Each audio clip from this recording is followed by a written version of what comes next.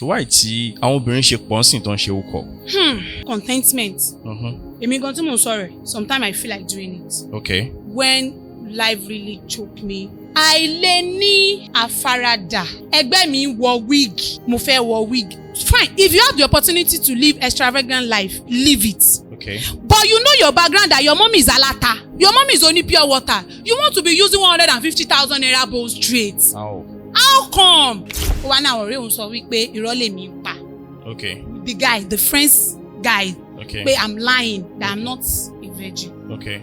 But so for him to believe, I have to let him test it. Okay. And me, I think I want to punish another person, Okay. not knowing I'm punishing myself. So I think when I give my virginity to that guy, I punish that my boyfriend. That is your own thinking. That was my own thinking. Okay. Elomi. Which I did not ask him. It was when the issue now come up. Èmi rò bẹ́ẹ̀ mi fi ṣe punishment fún mi pé nǹkan tó ń jọ́ lójú ó ṣàmọ̀ pé virgin ni mi tó máa ń proud of me pé my girlfriend is a virgin kìnìkan. So tó bá dẹ̀ ti gbẹ́ lómi lò this virgin mi sìn ó ti di 2/2. Not knowing that mo ẹ̀ṣẹ̀ bẹ̀rẹ̀ ya ni.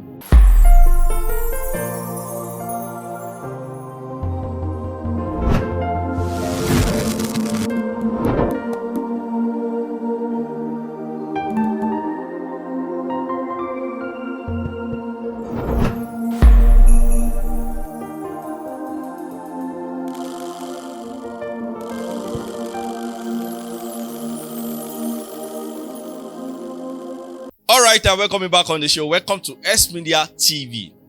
Welcome to S Media Podcast, showing on your favorite TV, S Media TV. If you are meeting me for the first time, seeing this face for the first time, coming to this channel for the first time, I want to welcome you to the family. You are welcome.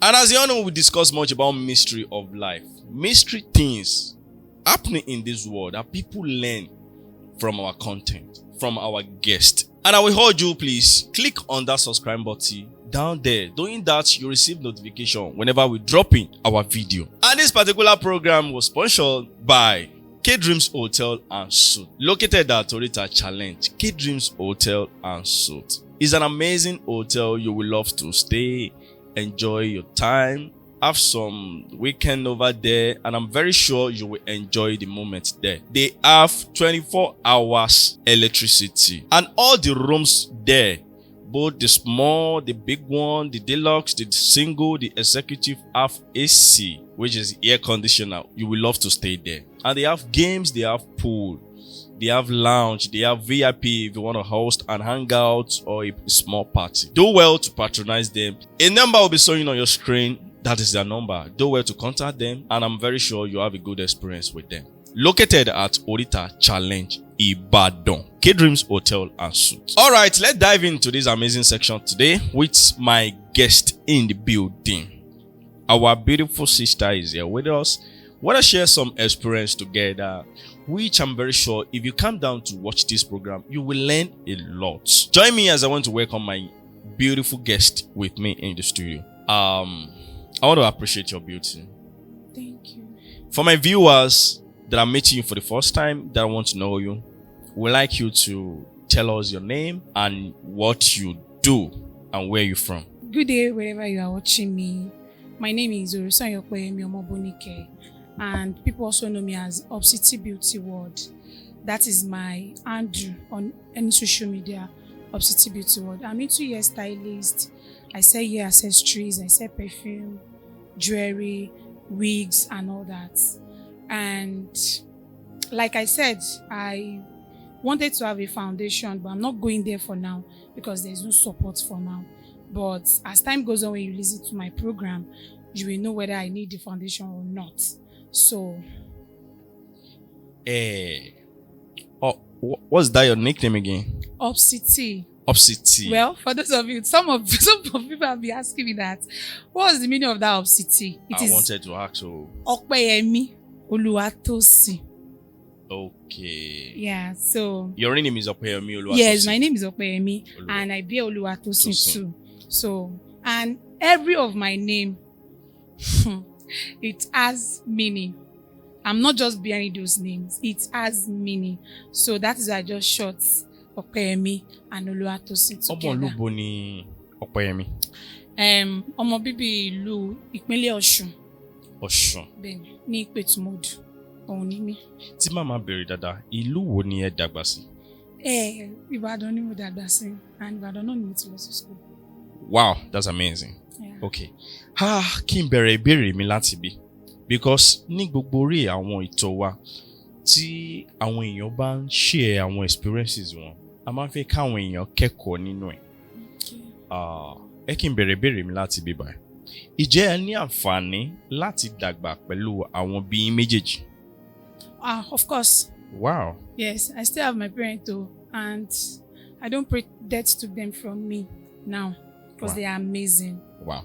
Okay, I always believe any child that grew up with both parents, both husband and wife, wọn kì í sábà ní challenges much bẹ́ẹ̀ yẹn, their parents will be pampering them, send them to school, everything will be sweet. Ṣé bẹ́ẹ̀ náà ló ṣe rí ní side ọ̀dọ̀ tí? You see that I'm laughing? It's a lie. Growing up with your two parents under the same roof is amazing, and when there is real love between the parents, you will really enjoy your childhood. Yes, I enjoy my childhood because my parents are the most amazing parents in this world, and they are very, very, when I say they are very, very amazing, òbí ni mo ní, abiyamọ ló dẹ̀ bí mi. But that doesn't mean there is no challenges. But bóyá kí n sọ wípé torí pé wọ́n jọ wà papọ̀, tí ìmọ̀ wọn ṣọ̀kan, tí ìtẹríba wà, maybe that's why me and my siblings, we are doing well among our peer tá jọ dàgbà. Yeah, so there is love. I'm love atomo. Wow. Before I come here, I called my mom, my dad, and my brothers before I come here. Wow. And if they tell me that I should not go, I cannot go. 100. I can't. But when I told them that, bye, and they said I can go. And my mom even prayed for me before I left. And my dad said, anything, should suffer here. And I said, no problem. And that is when. So I am love at home. And anybody that has a encounter with my family, you will know that there is peace, there is love. Kò sí owó. So ó jẹ́ kí àyẹn kó fi bẹ́ẹ̀ ṣe díẹ̀. But because I'm brought up with love and contentment. No. Tí mo bá tún lé ayé wá, àwọn òbí yẹn ni kò bí mi. Contentment. Ìtẹ́lọ́rùn. Jesus. That satisfaction and contentment wọ́n fi kọ́ wa. Kò sí nǹkan tí ẹgbẹ́ mi fẹ́ wọ̀ tó fẹ́ wọ̀ mí lójú. Tiẹ̀ ló dé yẹn. Tiẹ̀ ló dé yẹn? Yeah. My own is coming. My own is coming. And it will surely come. Ìtẹ́lọ́rùn. Contentment. I don't know the Yoruba I can use for that contentment. And perseverance. I learned that from our parents. Yes. But that contentment, kí ọmọ ní ìtẹ́lọ́rùn, kí ọmọ ní àmójú kúrò. Yeah. No. They give it to us. Yes. And I always give them that respect. Because you can't meet me and my brothers, you can't meet us in, you really meet us in something illegal, something someone cannot. Nǹkan tó máa ṣe. Nǹkan tó ṣe fi yan gan. No, you can't. So those are the trained, and we are well trained. Bí o tiẹ̀ sówó. Kò sí owó o. Mi ò ní parẹ́ o. Kò sí owó. So we suffered. So ẹ má bínú. As a parent, as a family, kò yẹ kó jẹ́ pé owó ló máa jẹ́ excuse fún yín láti má lè tọ́ àwọn ọmọ yín. Thank you, sir. Yes. And I do say something. I don't believe that ìyà ló jẹ mí ló jẹ́ kí n ṣe nǹkan báyìí. Forget. There's nothing like that. Mi ò gbà o. Torí pé mi ò ní bàbá ni, torí pé mi ò lówó ni, torí pé. You wish to fail for yourself. You wish to fail for yourself. Your parent has given birth to you. You have come to this world. Ó kù sí ẹ lọ́wọ́ to choose your path. Fine, my parents are not rich. They are very, very poor. I do say it everywhere. They are poor. But when we are talking about integrity, dignity, contentment, perseverance, they give it to us. And hard working. Because man sọ pé lóòótọ́ ìyá tèmi lè má tó táwọn kan nínú ayé. But èwo ni ọmọ kékeré tó ń bẹ̀rẹ̀ láti gbèsè ayé ẹ̀ tẹ́ pé kọ́ máa bí ẹrú kind of fi ọmọ I don't know how I want to put it. Fọmọ ṣìgà. Kó máa jìyà. Okay. Láti kékeré ni ó ní ó fi dàgbà. For example, when we are growing up, according to the story that I heard, my dad was okay before. Okay. But èmi ṣì kéré. Okay. Because I remember that during my primary school, I went to one of the best private school in this Ibadan. Okay. Omaladu Nursery and Primary School. So I think I was primary 1 or primary 2. Huh. That is when things changed. And my mom has a shop. 3 shop at that. They're both doing well before. Yes. She has 3 shop. Ní 10 by 10. Ìyá-Ẹ̀bà, Ọmọlọ́pẹ́. Chai. Gbogbo àwọn 2000s yẹn. Ike náà ń ta wholesales. So not that pé bóyá ó kàn yí wa. And my mom family is well to do. Okay. His father has money. Wọ́n lówó ọmọ lówó ni. But kókó máa ń kọ́ mi lóminú sí náà pé mọ́mì bí bàbá yín ṣe lówó tó báwo lẹ ṣe mọ̀ láti adapt to that situation you met yourself and you did not lose guard. Ṣe tán máa ní ẹ torí ọmọ mo ṣe ń ṣe kán lọ máa bá lè kán máa ṣe rubbish nǹkan káàkiri. You did not. Mi ò ń bá lọ́wọ́ ìyá mi. She is very very hardworking. Kó máa lọ tọrọ kiri torí pé wọn rówó tán fi tọ́. She will rather work. Wow. She will rather work. Torí ẹ̀ máa sọ pé tó bá yẹ pé iṣẹ́ ló máa ń jẹ́ kéèyàn lówó. Mama máa sọ yẹ káwọn òbí mi náà wà lára 1 to 5 o. Wow. Ó yẹ kán lówó because those people are hustler. I don't discriminate people and mi ìròyìn ọ̀pìn bí mo ṣe wà. Lẹ́yìn ẹni tí wọ́n bá ti gbé sínú kòtò lójú mi báyìí. Ní tiẹ̀ ti tán. Wèrè mi ò ròpin. Ó lè sàn kó di governor lọ́la. Sure. So mi ò ròyìn ọ̀pìn. I remember my mom do different kind of petty job. We call them Kabayan for sure. Kabayan for gutter. Kabayan for gutter just for us to just feed us. And my mom love education. My parents love education. Mama lanwoka. Mama ogbodoka. So just for us to go to school. We are doing like that. Àwọn customer mi dá. Àwọn mi ò dá. Àwọn mi ma treat wa dáadáa. Ẹlòmíì lè ní ká gbé báàgì wa sẹ́yìn kùlé. Wọ́n ní jẹ́ ká wọlé. Tójò bá rán gbá mi tá bá ń fọṣọ. Omi òjò la fi máa ṣe omi aṣọ. Sorry o. Àwọn customer wo? Like when we were young. Okay. Táwọn bá ṣiṣẹ́ bí à ń bá wọn fọṣọ túnú lé ṣe. Ṣebí ta láti fẹ́ fọṣọ. Ẹ̀yin àtàwọn ọmọ mi ẹjọ́ máa lọ tún ilé Of course. Yes, àtàbúrò mi tó tẹ̀lé mi. When we were young. That is what we do. Àgbàfọ̀ ló máa ń pè. Ayé yẹn àdàbọ̀ wọ́n tún sọ di dry cleaner báyìí. Okay. Mi ò fẹ́ fi gbogbo ẹnu bẹ̀rẹ̀ ti sọ ọmọ ìyá alágbàfọ̀ tó tán. Jesus Christ. So èmi àtàbúrò mi tó tẹ̀lé mi yẹn lọ́jọ́ máa ń mú lọ. Ìgbà míì gan ọmọ sí á ní àpé tí máa ti bọ̀ láti school kémi àti àbúrò mi tó tẹ̀lé mi ká lọ bá mọ́mì lágbájá ká lọ bá wọn.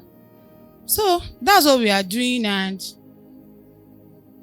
but one thing I love my mom that she let us see what she's doing. Bóyá nítorí ẹ̀ ló jẹ́ kó rí wa pé. She open up everything. Yeah, she open up to us. So bóyá nítorí ẹ̀ ló jẹ́ kó rí màtá àbúrò mi pé we must do it right.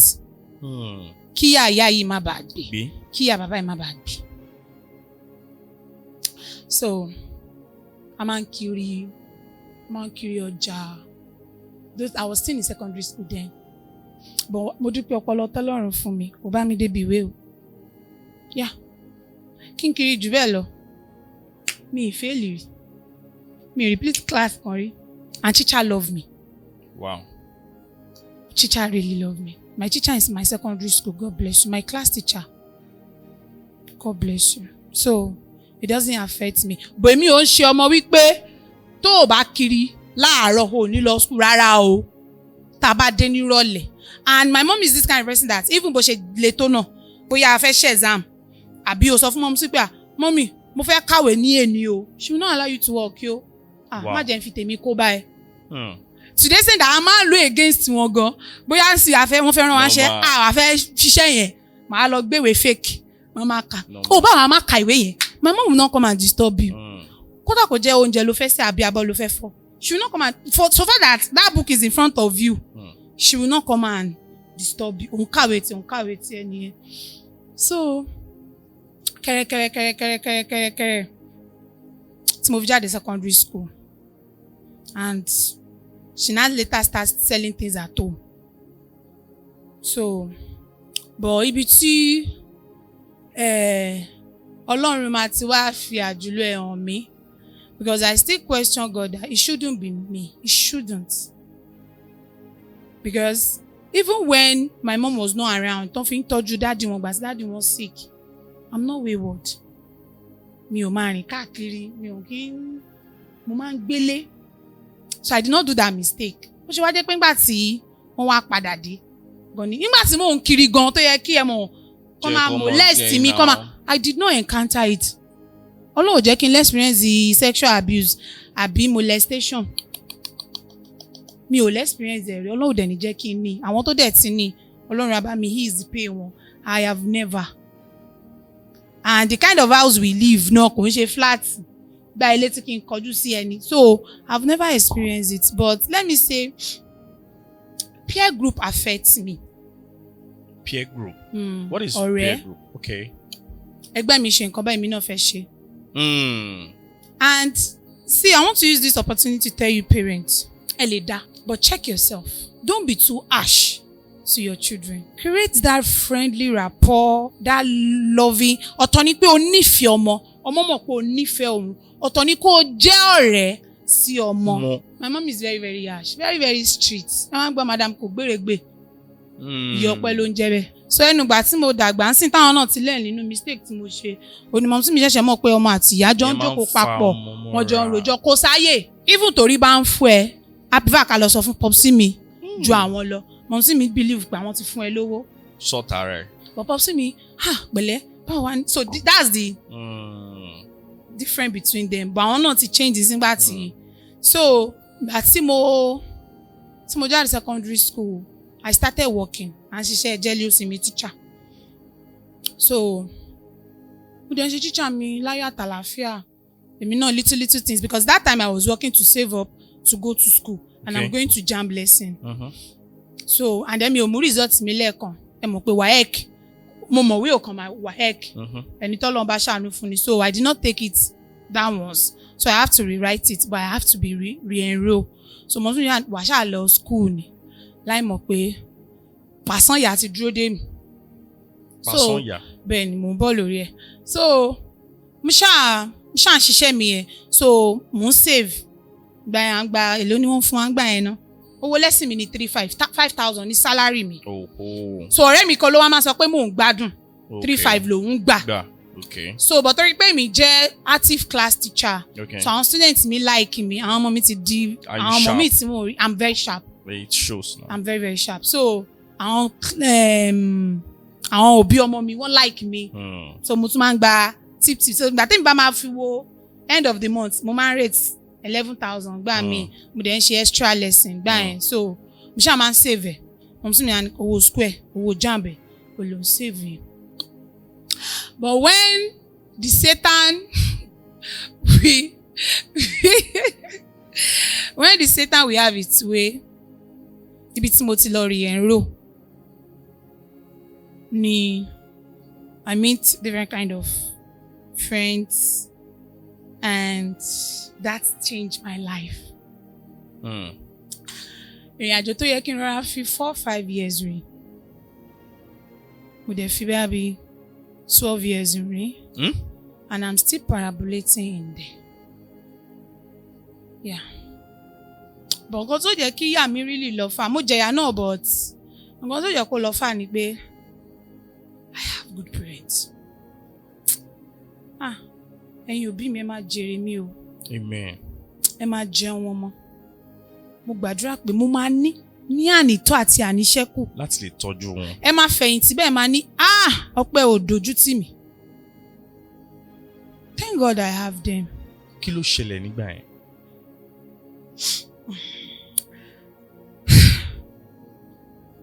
So, mo ti jáde secondary school like I said and that's after 2 years and I've been working. So, ìgbà tí ma fẹ́ ṣe WAEC wọ́n wá ní mo máa ní láti re-enroll. but I did not want to go pé èmi tí mo jáde secondary school kí tí wọ́n lọ máa dúró pẹ̀lú àwọn ọmọ secondary school pé it's not making sense. But like I said, that my mom is a very strict person. Oh, lè lálé lọ́wọ́. Nǹkan tó bá sọ lábẹ́gẹ́. So she was not like, ṣé ìwọ ló bí mi ni àbí mi ni mo bí ẹ wá lọ sí school yẹn. So mi ò ní choice. Okay. Mo lọ. Mo ránṣọ school. Mo máa ń lọ. So and I met set of friends there. And ibẹ̀ náà ti máa ń sọ̀rọ̀ wọn lọ lé boyfriend. Only boyfriend. Because yes, my secondary school mate, if you are watching this, ẹ lè járọ̀ mi. I didn't have boyfriend. Tí mo fi jáde secondary school. I did not. Because I don't want to make mistake. Okay. But ẹ má yẹ kí n tàn kò sí bóyá fẹ́ paramọ́ tó, what will be will surely be. Hey, understand? Kò sí bó ṣe fẹ́ paramọ́ tó, kó o lóun mi ìfẹ́ ṣẹ̀ṣẹ̀ gbé, mi ìfẹ́ ṣe mistake. Or let me put that way, if ìwọ tó bá máa sọ pé o ò fẹ́ ṣe mistake yẹn, ìwọ gangan ni mistake máa wá. Yes now, because you wá tí mo fẹ́ sọ. Torí àwọn tó mọ̀ ọ́n ṣe gan tó ti ń ṣe gan wọn ò ń ṣe mistake yẹn. So tó bá sọ pé you don't just live your life. Just live your life. Má rọra máa ṣe tú no jù. Ìwọ ló mọ̀ jù. Ìwọ ni nǹkan báyìí. Oli. Just be neutral and live your life and have conscience. Me, as I am now. Nǹkan tí n bá fẹ́ ṣe. Nǹkan tí ẹ̀mí mi bá ti ní kí n má ṣe, I will not do it. And I pray that Holy Spirit will never leave my life. Amen. He's really, really guiding me. My spirit will always guide me. Uncle, if my spirit told me this morning that I should not come to this place, I will not come. No ma. I will not. So, mo dúpẹ́ yẹn ní ọwọ́ Ọlọ́run. So when I have the encounter, ó dẹ̀ sọ pé òun máa fi mí ṣe, òun máa ṣe àmọ̀nà mi, òun máa tọ́ mi sọ́nà. Ó dẹ̀ ń tọ́ mi. Is it good for everyone to be following their spirit? Everybody has their own spirit. Which we call instinct. But why I call my own is Holy Spirit is that ó guide mi, tó bá dẹ̀ ti guide mi, ó máa ń guide mi síbi ire. Kò kí ń jẹ́ kí n ṣiṣẹ́. Kò kí ń jẹ́ kí n ṣiṣẹ́. Because tó bá ní kí n ṣe nǹkan gbà mí, tí mo bá sọ wípé mi ò ṣe, mo máa ń tẹ́. This morning when I wake up. Mind mi dẹ̀ ni kí n ṣe kíní yìí o. Mo tiẹ̀ máa tẹ́ ni. So màá ra fi ṣe ṣonú ẹ̀kú àmúmọ́ra, mo ní sọ̀rọ̀, wọn kò ti ní kí n má ṣe. And there's a between you are going to church and God is living in you. You may be going to church. Tọ́lọ́run dẹ̀ ní gbénú ẹ̀. That's church goer. You can be going to church but you are not aligned with God.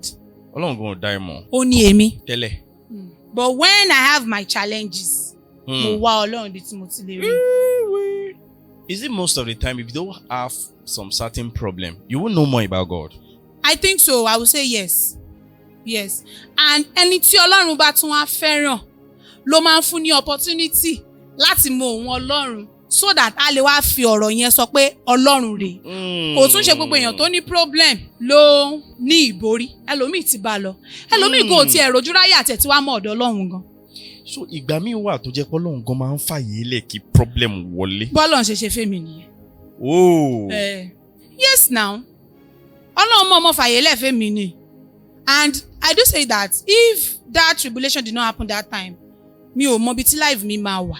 Is it that negative or positive? But up to this moment, with the level of my parents, negative ló máa jẹ́. Ìyá ti dìdàkudà. Mi mọ bí life mi ò bá ṣe rí. And through that tribulation, mo ní olùbáwí. Mo ní olùtọ́nisọ́nà. Wọ́n ta yín nù. Wọ́n ta mí nù. I'm not neglected. Parents need to hear this. So why I would say that parents need to be very, very, very cautious. Parenting is a very long journey. Very, very long journey. Even if you want to go for theory, go and learn the theory of parenting before you are trying to practicing it. Parenting lọ gan. Mo ń fún ọmọ lówó. Even if you have listening here, there are sometimes certain things that you have to pay attention. Kó má bàa di failure parents. So mo padà sí school báyìí like I said, mo máa ń lọ. But I'm not happy because àwọn ọmọ tí ò let me see àwọn ọmọ tí ò ń ṣe age mate mi mo ti Ìyẹn parí bá pàdé secondary ní school school. 2 years before kí n lọ rí ẹ̀rọ. Àwọn So, júnú èèyàn nìyẹn. I was like, so, and I met the friend and they would say they are going to their boyfriend house. They are this, they are that. And time here, inú máa ń run mí. Okay. Not knowing that it was us. Hmm. So tínú yẹn bá ti run mí báyìí, ó máa dàbí pọ́tà mi fẹ́ jáde láyé ni. Inú yẹn máa ń run mí gan. And Ọlọ́run máa fi àìní sọ́rọ̀ èèyàn. Kí ló sábà máa ń fa ọ̀sà? I don't know. But me, like I said, I'm born into Christian and you see my grandmother. Tó bá gbé lọ́dọ̀ ìyá mi, wàá gba àwẹ̀ orí apá. Ṣé kò ń ṣe pé ebi? Ebi náà. But mi tún lè sọ pé ebi pa wá. But ebi ọjọ́ kò pa wá dalẹ́ rí. Okay. No. Ebi ọjọ́ kò pa wá dalẹ́ rí. Tínú bá máa ń ròyìn school, kí lẹ máa wá ń ṣe? So wọ́n máa ń gbé mi lọ sí first aid ní school wa. Okay. So and wọ́n ní kí mọ̀mísí mi lọ sí kán gbé mi lọ sí hospital gbà yẹn. Ó ní mo ṣe sọ pé kí Ọlọ́run má jẹ́ kí àìní kó wọnú ayé wa. Àmín. So ó ní àwọn test kan tó ní kí n ṣe ń gbà yẹn. But because I can't blame them because èmi náà mọ bí lè ṣe rí. Okay. So they couldn't Okay. do the test. Okay. So àwọn kan tó ṣáà fún mi ni mo lò ń gbà yẹn tí mo fi wà okay. Okay. Ṣé mo tá bá wà ní school oríṣiríṣi èèyàn ló máa ń sọ̀rọ̀ a máa ó kálukú ló ní campus ẹ̀. Yes. So a kàn sọ̀rọ̀ lọ́jọ́ yẹn mo bá ní àpé inú máa ń run mí bí kan nínú ó ṣe dáhùn ní àpé ṣé mo ní boyfriend. Okay. Mo ní mi ò ní boyfriend mo ní bọ̀ mo ní ọ̀rẹ́. Okay. Nígbà yẹn dẹ̀ lélẹ̀ English táwa kà boyfriend is your ọ̀rẹ́ ọkùnrin. Yes. Boy lover lẹni tó ń fẹ́. Yes. So I now correct them that day that I have boyfriend but I did not have boy lover. Okay. But ní ìsìn láti sọ boyfriend di boy lover. Àbí náà. So mo ní ọ̀rẹ́ ọkùnrin tó yẹ pé we are just best friends. Nothing intimacy, nothing relationship but wọ́n á ní àpé tí mo bá ti ṣe kinní yẹn. Okay. Inú ò ní run mí mọ́. Okay. Pé mo ní láti di obìnrin. Okay. Do you understand what I'm trying to say? Ó yé mi. So mo ní láti di obìnrin. Ẹ ní láti já ilé ọba. Mo ní láti so mi ò kọ́kọ́ down. Bó tó máa ń sọ àwọn lọ sọ́dọ̀ boyfriend àwọn ó ṣe gbọ́n ó ṣe àwo. But since mo ṣe sọ pé tó bẹ́ẹ̀ pé mo ń sìn mi ò harsh. Like right now, I don't see that thing that I cannot discuss with her. Wow. Mi ò tí rí. What is the worst thing that you can discuss with your parent tó máa look weird? Maybe you want to go and do ta-ta-ta. Yes. I will tell her. Okay. And if I'm supposed to do it, she will tell me to do it. And if don't do it. But then. But báwo ló yẹ rojú olóró sí? Gujumpio. Gujumpio. So I did not have. And it's not good. It's not good though. She regrets it now. I don't know man so ta ni mo máa lọ bá nílé pé wọ́n ń sọ nǹkan báyìí. Àwọn ọ̀rẹ́ mi ń sọ nǹkan báyìí. Mi ìdẹ́lẹ́gbẹ̀ẹ́ obìnrin. Oh. Èmi náà ni first born. So mi ìlẹ́gbẹ̀ẹ́ ọkùnrin mi ìlẹ́gbẹ̀ẹ́ obìnrin. Àmọ́ sí mi jẹ́ nǹkan tó pé wọn ò fàyè gba ọ̀rẹ́. Níbi tí mọ̀mísí mi burú dé tí ọ̀rẹ́ bá ń sìn ẹ́ bọ̀ láti school. Tí o bá ti dé ojú window ṣé mo táwọn ọmọ mi máa ní ó dàbọ̀ o. O ti ń kọ̀rẹ́. Ikú pa ẹ́ lọ́jọ́ yẹn, òun kọ̀rẹ́ kí ni? Kí ló tẹ̀lé ẹ délé fún? Orí òun wá mi wálé. Kí ló ń tẹ̀lé ẹ wálé fún? O ti bẹ̀rẹ̀ tiẹ̀. Wọ́n ná. So tí ọ̀rẹ́ máa ń tẹ̀lé mi bọ̀ láti nígbà tí mo wà secondary school, a fẹ́ dé ojú window ilé wa ti padà lẹ́yìn mi, máa ṣojú fúrú bí pé mi nìkan ni mò ń dábọ̀ ni. She don't want to see you with friends. She don't want to see you with anybody. Just be on your own. And the way she brought us up, ẹ máa rò bí a flat la gbé, gbé flat dàgbà, face my slap you ni o. Instead tó fi máa ṣeré bọ́ síta, mọ̀ sí mi á ní kẹ́ máa ṣẹ́gun sí nínú ilé ni àbí kó gbéwèé kó máa ká ibẹ̀ ló máa sùn lọ sí. Bọ̀ṣẹ̀ mọ́ ọmọ kékeré ò ní má ṣe mọ́ kékeré, a máa yọ́ bọ́ta kẹ́lẹ́kẹ́lẹ́. Bọ̀ tí máa ti ń wò pé tó máa dé láti ṣọ́ọ̀bù àti wọlé padà àti máa ṣojú fúrú. So àwọn oníbọ̀ máa ń rò bí àmọ́ sí mi jó ní kanra pé wọn kì í fẹ́ kí abáyàn ṣe. So that's the kind of she's very very strict, very very strict. Kí ló ṣẹlẹ̀ láàrin àyín àtàwọn ọ̀rẹ́ yín? So wọ́n ṣáà máa ń sọ bọ́ ẹni tí mo ní nígbà yẹn. Okay. He later asked me out. Okay. But I was scared. Tó jọkùnrin ọ̀rẹ́ ọkùnrin mi tí mo sọ yẹn. Okay. But I was scared. Okay. So I now explained to him that ṣé mo pé mo ń lọ sí school. Meanwhile mo, it was my first love. Okay. So mo wá ní pé ṣé mo pé mo ń lọ sí school kíní kan. Adẹ̀jọ́ sọ pé àjọ fẹ́ lọ sí school kan náà. Okay. Òun lòun fẹ́ lọ sí FUNAB, èmi náà ni mo fẹ́ lọ sí FUNAB. So kò ní sí distance láàrin wa ẹnìkan. We like each other. Me, I was not knowing that this guy was protecting me. Wow. So tí mo bá wá lọ sílé, kò kí ń jẹ́ ká jọ dúró pé kémi àtòun ká jọ dá wà nínú kábùrú ẹ̀ wá pẹ̀lú wa àbí kí n dúró sí sitting room. Okay. So ṣé mo and then ṣe rí àwọn ọ̀rọ̀ wọn ni wọ́n sọ báyìí. It's better you ask question. Please don't jump to conclusion. A lot really affect me in the past.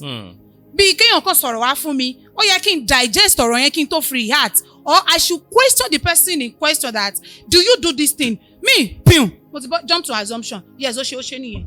And I will react. Okay. So ó affect me. Because time regular ọjọ́ yẹn, mo ti bí, mi ò ní ká pàdé alágbàkó tí mo lọ pàdé. Kí ló ṣẹlẹ̀? So, mi ò mọ̀ pé ó ń protect mi ni. So èmi jẹ́ maybe it's just normal thing. I did not know. But mo rí pé a máa ń sọ̀rọ̀ live, a máa ń sọ̀rọ̀ school, a máa, you know, and he doesn't take advantage of me. And his parents know me. Even bí dáàdì tiẹ̀ náà ṣe burú tó, but tí má ti dé báyìí, they always welcome me. So ọ̀rẹ́ wa kan ṣàṣọ fún mi pé òun àti lágbájá ń fẹ́ra to the extent that kó lọ ṣẹ́yún fún yàn. Not knowing that, and mo dẹ̀ máa rí òun àti gẹ́yẹn náà tóòtọ́. Okay. Wípé wọ́n jọ máa ń ṣe wọléwọ̀de. Okay. So instead tó wá yẹ kí n bí wípé gbọ́ lágbájá ṣó ń ṣe nǹkan báyìí ni mo wá fi sínú. Mi àṣẹ ẹni tí ò tẹ̀ kí ń hug mi, ẹni tí ò kí ń ṣe gbogbo nǹkan táwọn ọ̀rẹ́ mi sọ pé àwọn boyfriend wọn máa ń ṣe. So dájúdájú kò nífẹ̀ẹ́ mi ni. And alágbàkó tí mò ń sọ ẹ̀, he was in the picture already. But yẹn máa ń pè mí, wọ́n máa ń ṣe àwọn lọ́vídọ́ví kìnnìkan gbogbo ìgbà tó ṣì máa lé mi kiri, mo ti fọ́ létí gan rí pé kó padà lẹ́yìn mi pé mi ò fẹ́ boyfriend láì mọ̀ pé pàṣán ìyá mi ń bẹ wájú. So ó wá jẹ́ opposite of what that my boyfriend gangan tó máa ń ṣe, opposite of what he normally do ni. Òun ò kí ń pè mí, òun ò kí ń show affection. Ṣé you understand? Not knowing he was protecting me. So this alágbàkó, sorry, it's alágbàkó that we call it because àgbàkó ló fi kàn mí. So this alágbàkó I'm telling, òun máa ń ṣe, òun máa ń pè, òun máa ń ṣe lovey-dovey blah blah blah. Ṣé you understand? So ìgbà tí mo ṣàgbọ́rọ̀ yẹn inú bí mi ò ta sí ẹni tí mo sọ yẹn mọ́ mi ta sí mọ́. So mo keep ẹ̀. So wọ́n ṣe díjọ́ yẹn nìyẹn, ìyẹn alágbàkó ìbá ní kí n wá sí ọ̀dọ̀ òun, mi kí n kọ́kọ́ ń lọ. Okay. But fortunately ọ̀nà ilé ẹ̀ ni ọ̀nà tí mo máa ń gbà lọ síbi iṣẹ́. Okay. Tí mi bá fẹ́ gbé ọ̀kadà lọ síbi iṣẹ́ gbogbo ìgbà yẹn mo ń teach lọ́wọ́, mo máa ń gba ẹ̀yìnkùlé lé wọn. Okay. So ibẹ̀ náà ló ti rí mi tó ti toast mi. Okay. But mo ní mi ò fẹ́. Okay. Pé mi ì fẹ́ kẹ̀bà mi láyé jẹ́ nǹkan kan báyẹn. So bó ṣe mọ̀ wọ́n ní wá gba dùndú wá gbà kàrà lóbìnrin fi ń gbà fún yan, mi really good nínú òwe. So as time goes on, shall accept for him. Okay. Ṣé mo àwọn obìnrin àbàjẹ́ tá bá ti rọ́wọ́ ẹni tó ń show affection fún wa. Ẹwà emotional. Yes. But kò ń ṣe ní sí o, if you like be emotional àtàmú. Ẹ ti gíran. Tó o bá hùwà wèrè máa jẹ́ kó mọ̀. So that was then. Okay. So àṣà máa ọjọ́ yẹn ó ṣáà invite mi pé kí n wá sọ́dọ̀ òun. I did not answer. Ó ti ń disturb me for like, ó lé mi for like maybe like 4 months. So àti ẹ̀ sọ̀rọ̀ gan mọ́. Okay. Mo máa sọ kó má disturb mi, kó má ṣe anything. So ọjọ́ ìwájú ọjọ́ birthday. Okay. That was December 20. So ó wá ra nǹkan ní complex tó wà lẹ́gbẹ̀ẹ́ school mi. Okay. Mo wá rí. Mo dẹ̀ kí. Ọwọ́ mi tún bá ilé ní kíní kan. And it was like òní ni birthday òun. And that is where we started. Okay. So ó dẹ̀ ní àṣé mi ò mind kí n tẹ̀lé òun lọ sí ilé. Àwa dẹ̀ ti close in school. Okay. So I follow him to his house that day. Ó ra viju milk fún mi. So mo lọ sílé mi, nothing happened. Okay. So and from there we share contact and we started talking. Ó máa ń bá mi sọ̀rọ̀, ó máa ń ṣe gbogbo ẹ̀. So ọjọ́ yẹn ṣáà invite mi wá sílé ẹ̀ pé we should see. Mo ṣáà lọ. Ó make attempt láti bá mi ní nǹkan papọ̀. But I was like, even gan bí mo ṣe rí bàbá àbèjì gan, mo sá eré bọ́ síta ni pé kí lélẹ̀. So ẹ̀rù bà mí pé Okay. what's this? I've never seen such Seen a thing before. like before. So I ran away. So, and I have a sister, bí àǹtí ló jẹ́ ní area school mi Okay. nígbà yẹn. So I told the auntie because a máa ń jókòó sọ́dọ̀ àǹtí ẹ̀ tẹ́lọ̀ làǹtí a máa ń jókòó sí ibẹ̀ máa ń ní pé nǹkan báyìí àǹtí wọn náà pé mo ti di obìnrin náà nìyẹn náà pé ṣebí boyfriend mi ṣebí mo love ẹ̀ nǹkan mo ní ẹ sure wọ́n ní ẹ̀ náà.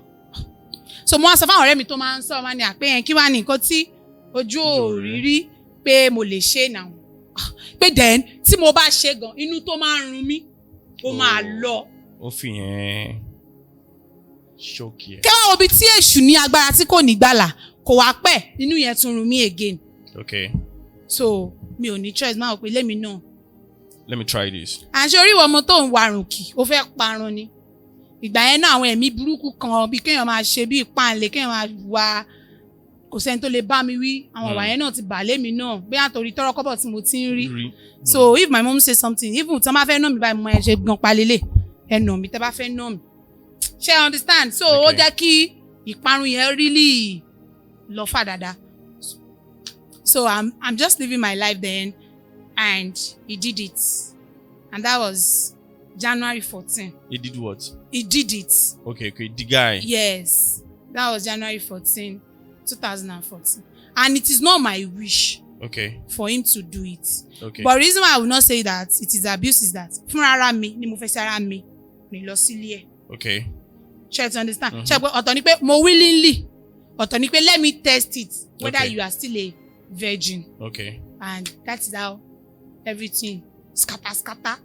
Kí ló ṣẹlẹ̀? That is when he dislower me. He just said that Okay.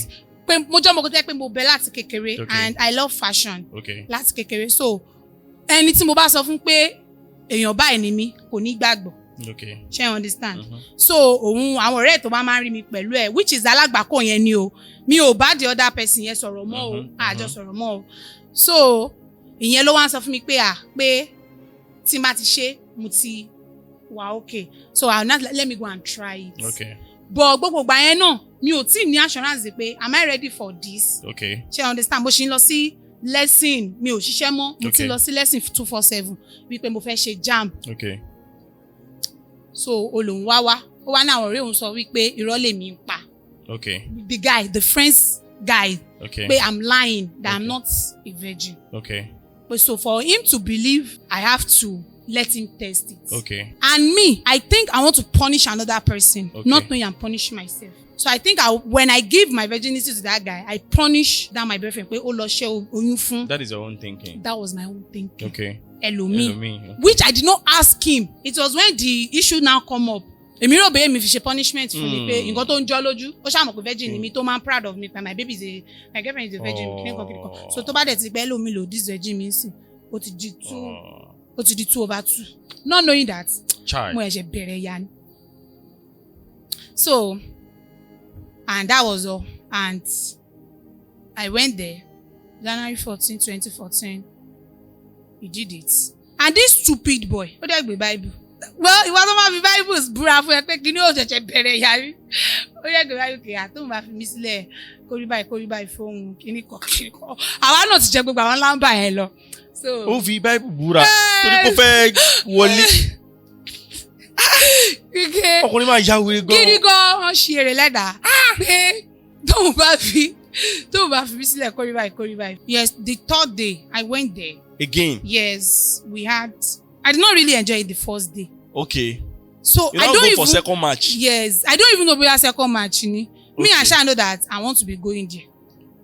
Ó ti ń dùn. Ó ti fẹ́ máa dùn. So I went there the second day. Kò jọ rough náà. So I don't really enjoyed it.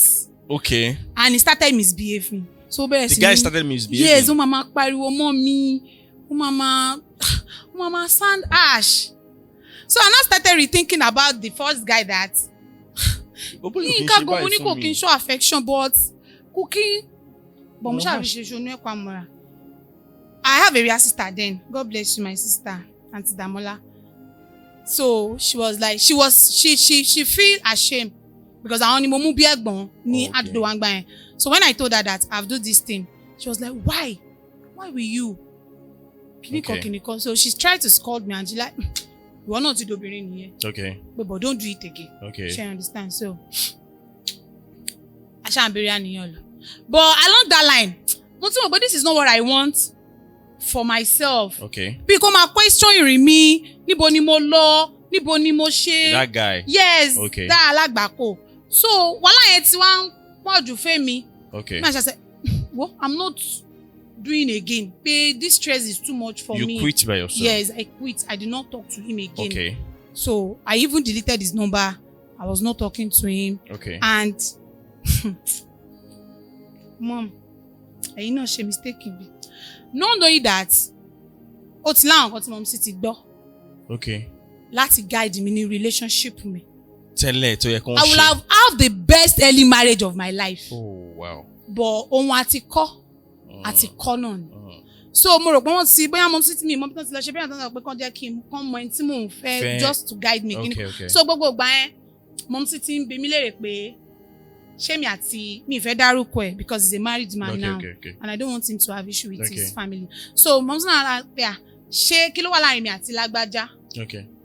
Mi ò mọ̀ wípé wọ́n fẹ́ guide wa ni. Who is that particular person she's talking about? That my first person. One more. Okay. Ọ̀rẹ́ kan lájọ kọ́kọ́ fi bẹ̀rẹ̀ kó tó di pé he asked me out. So èmi ò mọ̀ pé Mom sì fẹ́ mọ̀ nípa relationship mi. So wọ́n pè mí pé kí ló wà láàrin mi àti lágbájá mo deny. Okay. Pé kò sí nǹkan kan láàrin wa because I thought if I said something is going on between us she will kill me. Okay. So mo dẹ̀ ti pé òun náà tó o bá sọ she can arrest you. So we are friends. Is that after you were this flyer? Before. Okay, before. No, after I was this flower. Okay. Mo ti this flower and buy. Okay. So Mom sì ṣá pé meanwhile Mom sì ti lọ embarrass ẹ̀ nílé ńgbà yẹn pé ó ń disturb ọmọ àwọn kó má pè mí mọ́ kó má ṣe ẹmọ irú èèyàn báyẹn ṣó máa tún aṣọ pé òun fẹ́. Sure. So aṣá deny aspect yẹn ńgbà yẹn. Okay. Later ni mo wá gbọ́ tí mo tún wá sọ pé tó bá pè wá àti ẹjọ́ ń fẹ́ra ẹ jẹ́ kí n mọ̀ kí n lè tọ́ yín sọ́nà mi ní kẹ́ má fẹ́ra yín o. Ṣé ni mo yẹ gbọ́ statement báyìí mo kọ́kọ́ lọ sínú tẹ́lẹ̀ mo sun ẹkún. Why? Pé so ìyá yìí máa padà gbà kémi àti ẹni ìjọ máa sọ̀rọ̀ mo dẹ̀ ti lọ ṣe mistake. Òun náà mo sì ti lọ lọ́jọ́ yẹn ó ṣàní báwo ni school ẹ̀kíní kan mo ní àti mo ti gba JAMB pé tí JAMB ta fẹ́ ṣe yìí tó bá ti wọlé mo máa kọ JAMB mo máa ṣe JAMB òun náà ti ń process school ẹ̀ ń gbà yẹn so àjẹmájọ wọlé school papọ̀ ọjọ́ burúkú èṣù gbomi mu February 27, 2014 mo kàn ṣáà rí pé mo ń feel dizzy pé mi ò wà okay ara mi. So nígbà tí mo wà ní kékeré ṣe pé mo sọ pé a máa ń hustle káàkiri ni so lára ẹ̀ mo ti ṣọmọdọ̀ níbì kan rí so nurse nìyá yẹn wọ́n dẹ̀ ní shop chemist so ìyá yẹn máa ń ta PT but ṣé èmi tí mi ò mọ ọkùnrin ni màá mọ kìíní so ọmọ tájọ ń ṣiṣẹ́ pẹ̀lú ìyá yẹn gbà yẹn òun ṣáà máa ń ṣe test PT yẹn dáadáa so ló jẹ́ kí n dá PT yẹn mọ̀ so bèmí máa fi ń ṣeré tí mo máa kàn tọ́ sínú bedroom tí màá kàn fi test máa ní a máa ṣeré kìíní kọ̀ọ̀kan so ìgbà tí mo ṣe mo náà rí pé jẹ́ kí n lọ ra PT test yẹn mo ṣáà lọ rà mo ṣáà ṣe test ó di méjì that I was pregnant. For who? mo sá eré. Is it not the alágbàkó that alágbàkó ni o yes o mo sá eré. Lọ́bù. mo gba passage wa mo gbà ní ẹ̀mẹ́ 200 agúndẹ̀ bẹ̀rẹ̀ sí ní bomi mo kọ́kọ́ yàgbẹ́ bí ẹ̀mẹ́jì ni mo dáràn ikú ti pa mí. So ṣe pé mo ti mọ̀ pé mo ti lóyún so mo padà sọ́dọ̀ chemist yẹn mo sọ fún ma ní tó dẹ̀ mọ ọmọ mi yẹn because àdúgbò wa náà ni chemist yẹn wà pé you will need to abort it. Okay. So mo ṣáà bẹ̀rẹ̀. Okay. Ṣáà lórí pé mo fẹ́ abort. Okay. So mo ṣáà the reason why I'm very proud of my partner is that it is not a glory. It is not something I'm proud of. It is not something that I can show off to cancel a child girl. Show wa ṣe. Níbo ló ti fẹ́ ṣe? Mo ń bọ́rọ̀ bẹ̀ lójú. So, èmi àti ẹ̀ ò sọ̀rọ̀ mọ́. A tún ní bí area sister kan àgbàlagbà làwọn. Mo ṣáà lọ sunkún bá wọn pé àǹtí mo ti lóyún. After gbà tí gbogbo nǹkan tí chemist yẹn fún mi tí kò lọ. mo ṣẹ́ṣẹ́ṣẹ́ mo lo kan blala pẹ̀lú alábùkún àti rẹ́gà mo kàn máa ń sùn ni but ní tí mo ṣe sọ pé kí parents náà wọ́n ní láti were very very attentive even if you are working that you want to cater for your children. Àwọn parents mi kàn máa rí lọ́mọdé lálẹ́ mo kàn ń sùn wọn ò fura. Ṣé you understand? But tó bá pẹ́ ni tó ní attention wọ́n máa mọ̀. Wọ́n máa tètè observe. So mo kàn ṣáà ń sùn. So instead ẹ kí n máa sọ gbogbo èlé ara àta ni mò ń sọ fún. You can discuss that with your parents. Oh shit. So ìgbà tí àǹtí mi yẹn wá gba nọ́mbà ẹ̀ that my big sister. Wọ́n gba nọ́mbà alágbàkó ẹ̀. Wọ́n ṣàpè. But mistake tèmi ṣe lọ́jọ́ yẹn ni pé mi ì bá ti máa sọ̀rọ̀. Mi ì bá ti gba owó pé ó ní kí n fi lọ abort yẹn. Mi ì bá ti gbà lọ́wọ́ ẹ̀. Ó sọ pé kẹlọ abort ẹ̀. No, ó kọ́kọ́ ìgbà tí àǹtí mi pè ó ní ta ló ń jẹ́ bẹ́ẹ̀. Àǹtí mi ò ṣe ní mọ pé mi kìnnìkan pé ó ti lóyún o. Nǹkan kan báyẹn. Ó bá ní ẹ tí máa lóyún kémi lọ pẹ́ ní tèmi lóyún fún náà. Èmi tí rìn mi ò mọ̀, èmi tí rìn mi ò ṣe gbé, èmi tí mi ò. Ó ṣáà cook up story yẹn but me láti ilẹ̀ mi I'm a very transparent person. Okay. If I like you, you can kill me because I will be open to you. People take it for granted sometimes and they take advantage of it. But that will not stop me. That is me. Because from my transparency, I've gained a lot too and I've lost little. So tí má ti like yẹ, kò sí nǹkan tí màá fi pamọ́ fún ẹ. Even in relationship. Okay. Once I'm in love with you, anything, gbogbo ayé mi, màá kà bí ẹyẹ bá kà ní. She kò wá accept. So thank God I always tell my sister about myself. Nígbà tó ṣàjọ fà á, tó ṣàjọ ṣe pé ìwọ làwọn mọ̀ yìí. Ọjọ́ tó dẹ̀ ṣe kínní yìí ni ó sọ fún wa pé so ìwọ ló lóyún. Ó ṣàpadà accept pé ó dáa òun ò tí ready láti father ọmọ báyìí. Okay. I have to get rid of it. Mo dẹ̀ lémi go lè bímọ fún irú tiẹ̀ gan. Because I will not lie to you. People always say that tó bá disvirgin, tọkùnrin bá disvirgin, you will love the person. Me, I hate him ni o. Since the day he disflower me, ni mo ti hate because more people take advantage of me ni. Okay. Because I'm a very novice person. Mi ò mọ̀ nǹkankan. Mo kàn fojú jẹkùn nígbà yẹn. So mo ṣáà sọ fáǹtì mi pé mo máa ṣe náà ni. And mo wá ní mi tẹ́ mọ̀ nǹkan tó ti ṣẹlẹ̀ tí mi fi padà gba owó. Ó dà pé mo bu lórí fún pé kàn fi sílẹ̀ pé kó má fún mi lówó yẹn pé mo máa wá owó tí mo fi máa ṣe nǹkan kan báyìí. Èmi ò mọ̀ wípé ọ̀rọ̀ ọmọ long life journey ni. So mo ṣáà ní ká ti fi sílẹ̀ pé I will sort myself. So along that line mo gba abẹ́rẹ́, wọ́n fún mi ní injection, mo fi kan sábẹ́ ahọ́n which I see blood. Okay. And I thought that ó ti lọ. Okay. But thank God I will start again. And that time mo ti ń prepare fún láti kọ JAMB. Ṣé kò wá lọ ni? Kò lọ. So mo ṣáà lọ sórí Òṣogbo uni Ọ̀ṣun ni mo ti lọ ṣe JAMB ńgbà yẹn. Mo faint níbẹ̀. Wọ́n rush mi wálé because ọ̀dọ̀ grandpa mi ni mo lọ dé sí torí Òṣogbo ni grandpa ń gbé báyìí ni mo dé sí. Mo ṣáà máa ń bill ní every morning. But me I was just like ṣé nǹkan tí mo ti ṣe ṣó possible kí ó tún máa live ni. Mo ṣáà live and bí mo ṣe sick ni. Okay. Mo sick gan. Tẹ́ pé ìgbálẹ̀ ó sanra jù mí lọ tí mo ti funfun. So sickness yẹn làwọn parents máa wò pé kí ló lè máa ṣe mí. Wọ́n treat typhoid. Ó dẹ̀ ní best mom sí mi kan. Àbíamọ ni wọ́n. So àwọn náà ṣàní àpé kán gbé mi lọ sí hospital kíní kan gbà tó ṣàkọ́kọ́ gbé mi lọ sí hospital wọ́n ní kán admit mi. Ṣé wàá rí mi ní ṣe pé fún doctor yẹn bó torí bí wọ́n ṣe pé fún doctor yẹn tẹ́lẹ̀ rí. So doctor oríṣiríṣi wá sí doctor yẹn tọ́jú doctor yẹn bá doctor yẹn lóògùn bá wọ́n gbé gùn wọn sínú mẹ́má ní. Wọ́n bá ṣí ikùn mi, wọ́n wá fọwọ́ tẹ̀ mí ní ìsàlẹ̀ ikùn báyìí. There is something here. Bẹ́ẹ̀ ni mo fojú burúkú doctor yẹn lórí bẹ́ẹ̀tì mọ́ báyìí. Wọ́n ṣàkọ test. Bọ́sẹ̀ mọ̀ pé mi ọmọ èṣù mo ti mọ nǹkan tí mo ti ṣe. So mo ṣàwo test ẹ̀ mo bá rí PT. Àyà mi lá gàràgàrà lórí bẹ́ẹ̀dì pé kí ló tó fi ní kí n ṣe test PT. Mo ń sún mi ṣàlọ́ ṣe test in next 1 hour. Test máa ready. So gba test yẹn ṣáà ready. Mo bá gba test yẹn lọ ọmọ mi. Mo bá rí mo ṣá ibi positive ibi PT yẹn mo sáré lọ. Mo bá rí positive. Èmi tí mi ò lè jẹun láti àná tán ti gbé mi dé hospital kí alára mi yá. jìnnìjìnnì ti bò mí. Chai. Doctor yẹn bá ṣáde. Doctor yẹn ní I said it. Madam, ọmọ yín ti lóyún. Mo sì kọ́kọ́ ní ṣé virgin máa ń lóyún? Chai. Pé ṣé virgin máa ń lóyún ni pé ọmọ mi ò lóyún. Mo sì kọ́kọ́ kọjú sí mi báyìí. Ọ̀pọ̀ ń gbé olóyún. I couldn't say anything. Mímí lè tètè dá báyìí. Doctor, kí ni nǹkan tó wá ń dà láàmú tó fi ń da gbogbo aláàmú àmì pé àwọn ò mọ̀. So kó tó di pé result jáde sí doctor yẹn wá wò mí tí mo sì lọ ra nǹkan. Èmi ti ṣàlàyé fún doctor pé mo ti lo nǹkan báyìí, mo ti lo nǹkan báyìí. Everything tí mo lò. Ọlọ́run èmi gan mọ̀ pé ẹ̀mí mi máa gùn, máa pẹ́ láyé. Irú àwọn kọ́tẹ́ lò yẹn ọ̀yọ́ tó ti. Oh bad. Ṣé wá padà bí ọmọ yẹn? My beautiful damsel.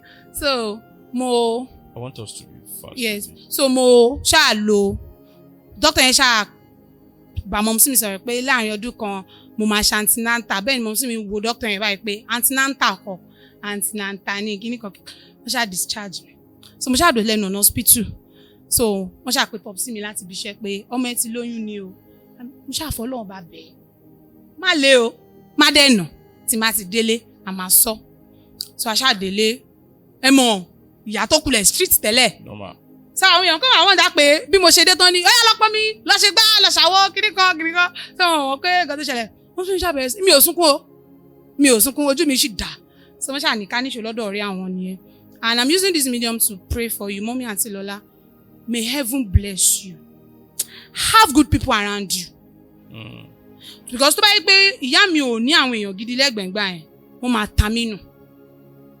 So ìgbà tí mo tún mi ò lè hold ẹ̀ mọ́ wọ́n ṣáà lọ sọ́dọ̀ mọ́mí ọ̀rẹ́ wọn yẹn nígbà yẹn ìyẹn ṣáà sún pé ibẹ̀ ni mo tún wá ń sunkún.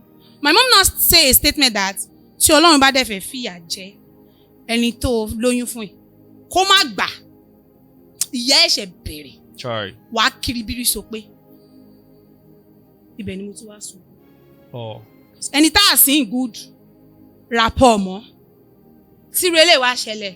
So mọ́mí Lọ́lá yẹn ló ṣàṣọ fún mi pé ṣé mo mẹni tí mo lóyún fún ṣé mo ní nọ́mbà mo ṣáà fún wọn ní nọ́mbà ẹ̀ wọ́n ṣàkóso sọ Ọlọ́run ní jẹ́ káwọn tẹ̀lé ọmọ lọ bẹ́ẹ̀ tó fún lóyún pé ń gbọ́ ṣé wọ́n ló fọmọ mi lóyún because she's a very disciplined person.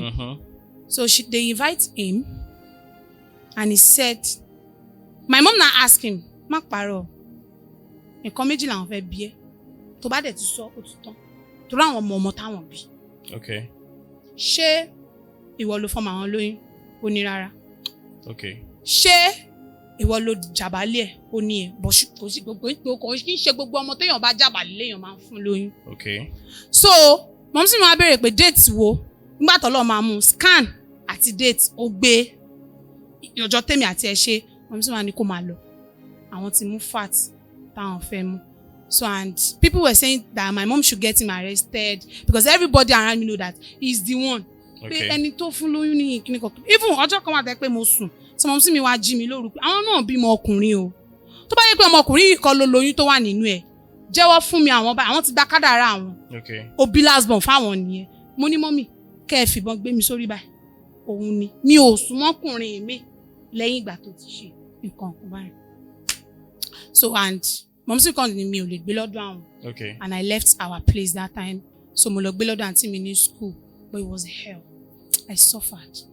Mi ò fi ojúmọ́ àárọ̀ kan báyìí fi ní àlàáfíà tí mo fi bí ọmọ yẹn ò ní hospital today say that àǹtí mi Ọlọ́run kan bàbá mi ṣe pé mi ò ní fi tèmi kó bá wọn ní àìmọye test tó máa miss. Just because of you. Yes ìgbà míì tí wọ́n pé tí má jí làárọ̀ tí gbogbo ayé bá sọ pé òtútù mú àwọn òru ló máa mú èmi tí mo bá ní òtútù mú èmi òru ló máa mú àwọn èèyàn tí mo máa ń dákú ṣeré mo lè bì kílẹ̀ tó ṣú. I was not feeling fine. I did not get my body system. Wọ́n tún ti rush mi lọ sí state hospital wọ́n gbà ẹ̀ kan tó dé wọ́n lè ní wọ́n ti ṣe test kan tó wọ́n lè. And it is not my relative o area sister for that matter. Bí ó ṣe máa ń rẹ̀ mí tó ẹ̀ mọ̀ normal first trimester olóyún mo dẹ̀ mú result mi lẹ́ẹ̀kan. Nínú oyún yẹn náà ni mo máa ń kàwé máa ṣe gbogbo and thank God I clear my result so mo dẹ̀ lọ sí school mo ṣe ẹ̀dẹ́ngbà yẹn. So ambalo. It was not easy. It was not easy. And this guy did not show up. Till you born the baby? It did not show up. Even in my antenatal, number mom sí mi ni mo máa ń fi sílẹ̀. Tó máa ń bèrè spouse. It did not. Till I gave birth to that child. And even when I gave birth to that child, it was my mom and my dad called him that, wá wo ọmọ yìí o, because ó dàbí replica ẹ̀ ni. Mi ò rí rí. Ṣebí ọmọ kékeré tó máa sọ wípé tó máa ṣe ń gbé ọmọ dúró, ọmọ tí ò tí tó kan gbé dúró ló máa ń kẹtàn. Ọmọ ilé ìkẹtàn láti inú ẹ̀jẹ̀ ni. Wow. Because he has bow leg. Okay. Àrùn ojú ni kò ń ṣàrùn, but mo fight pé I don't want to see him. Kìnìkan. But wọ́n ní nǹkan ẹni ò ń di méjì. Kẹ́rù bá ibi tẹ́ ti fìyà jẹ mí náà nìyẹn mọ́ sí. So mọ́ sí àná kò sí nǹkan tí mo fẹ́ ṣe sí ẹni tí mo máa padà fẹ́ nìyẹn. Kìnìkan. My mom, it was my parents that paid for the hospital bills. Àjọ tí ìyá oníyà ń dá tó fẹ́ fi bẹ̀rẹ̀ business again. You guys will now start dating again. Dating for where? My parents wanted to work and I did not have choice. Okay. So we start. Okay. But gbogbo ìgbà tí mo bímọ yẹn I did not allow. Mi gbà. I don't want to see him. Okay. So ní hospital, it was my mom that cleared the bills to leave the hospital. Okay.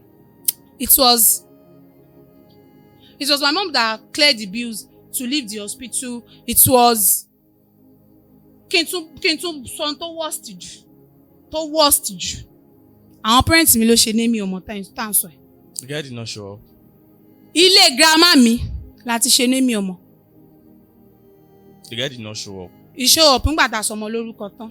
Ó lóun lọ sọ fáwọn parents mi ò fojú kàn di bí mo yẹ bá yín sọ̀rọ̀. For real? Yeah. So torí ẹ̀ mo ṣe máa sọ pé my own case is very, very different. But thank God I have good people and good parents. Parents tí mi ò fojú kàn tó fi di àárẹ̀ tí mo tún ṣe jí símọ̀lẹ́ àlàyé láàárọ̀ yìí o.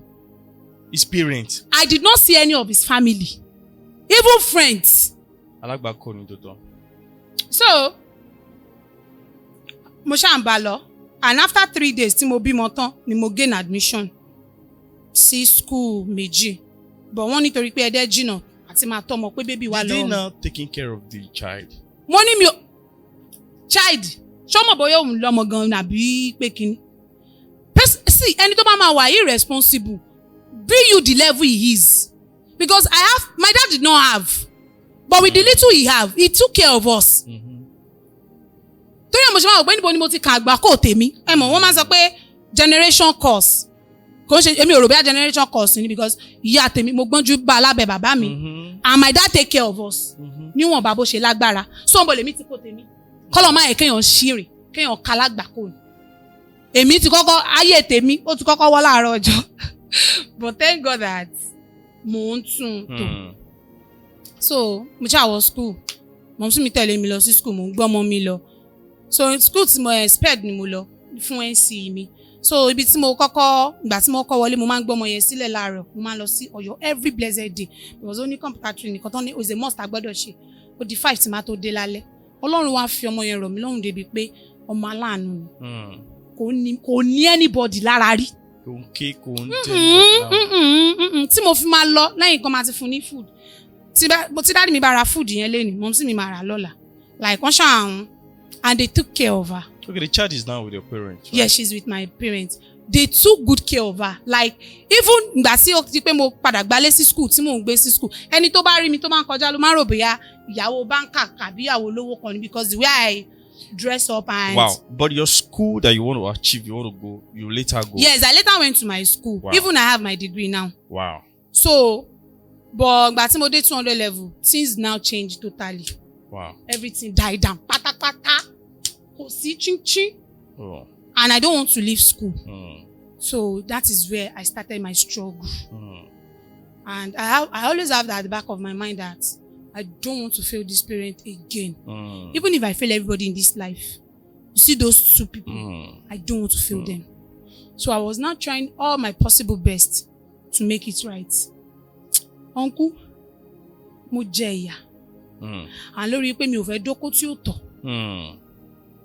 Oh my God. I suffered. I suffered. Ṣé ọjọ́ tí mo bá fẹ́ sanwó school ọmọ mi? Mo ṣe wà ẹ sọ iṣẹ́ yẹn tí mi ò ṣe. When I was in NCE days, nítorí káwọn lecturer mi, most of our lecturer mọ́ mi, mo lọ máa bá wọn ṣe àgbàfọ̀ ní weekends, yes. The day I told my mom she was crying, she did not know. mo lọ máa bá wọn ṣe àgbàfọ̀ ní weekends ó ní torí mo popular. Àwọn lecturer. Yes, ó náà jẹ́ kọ́mọ́ mi gbogbo most of àwọn ẹlòmíì máa ń ṣe course so tí wọ́n ní sílé ní weekend wọ́n á ní kí n bá àwọn dúró tán mọ́ àwọn di Monday tó fi máa dé so owó tí mo bá gbà ni mo fi máa jẹun. Ìyá náà struggle pẹ̀lú àwọn àbúrò mi tó wà nílé ṣé mo fẹ́ pa wọ́n ni. And I will not say because mi ò mọ bí tọ́rọ̀ yìí lè dé I will not say that àjọṣe birthday ọdún kan ọmọ ẹ̀. Okay.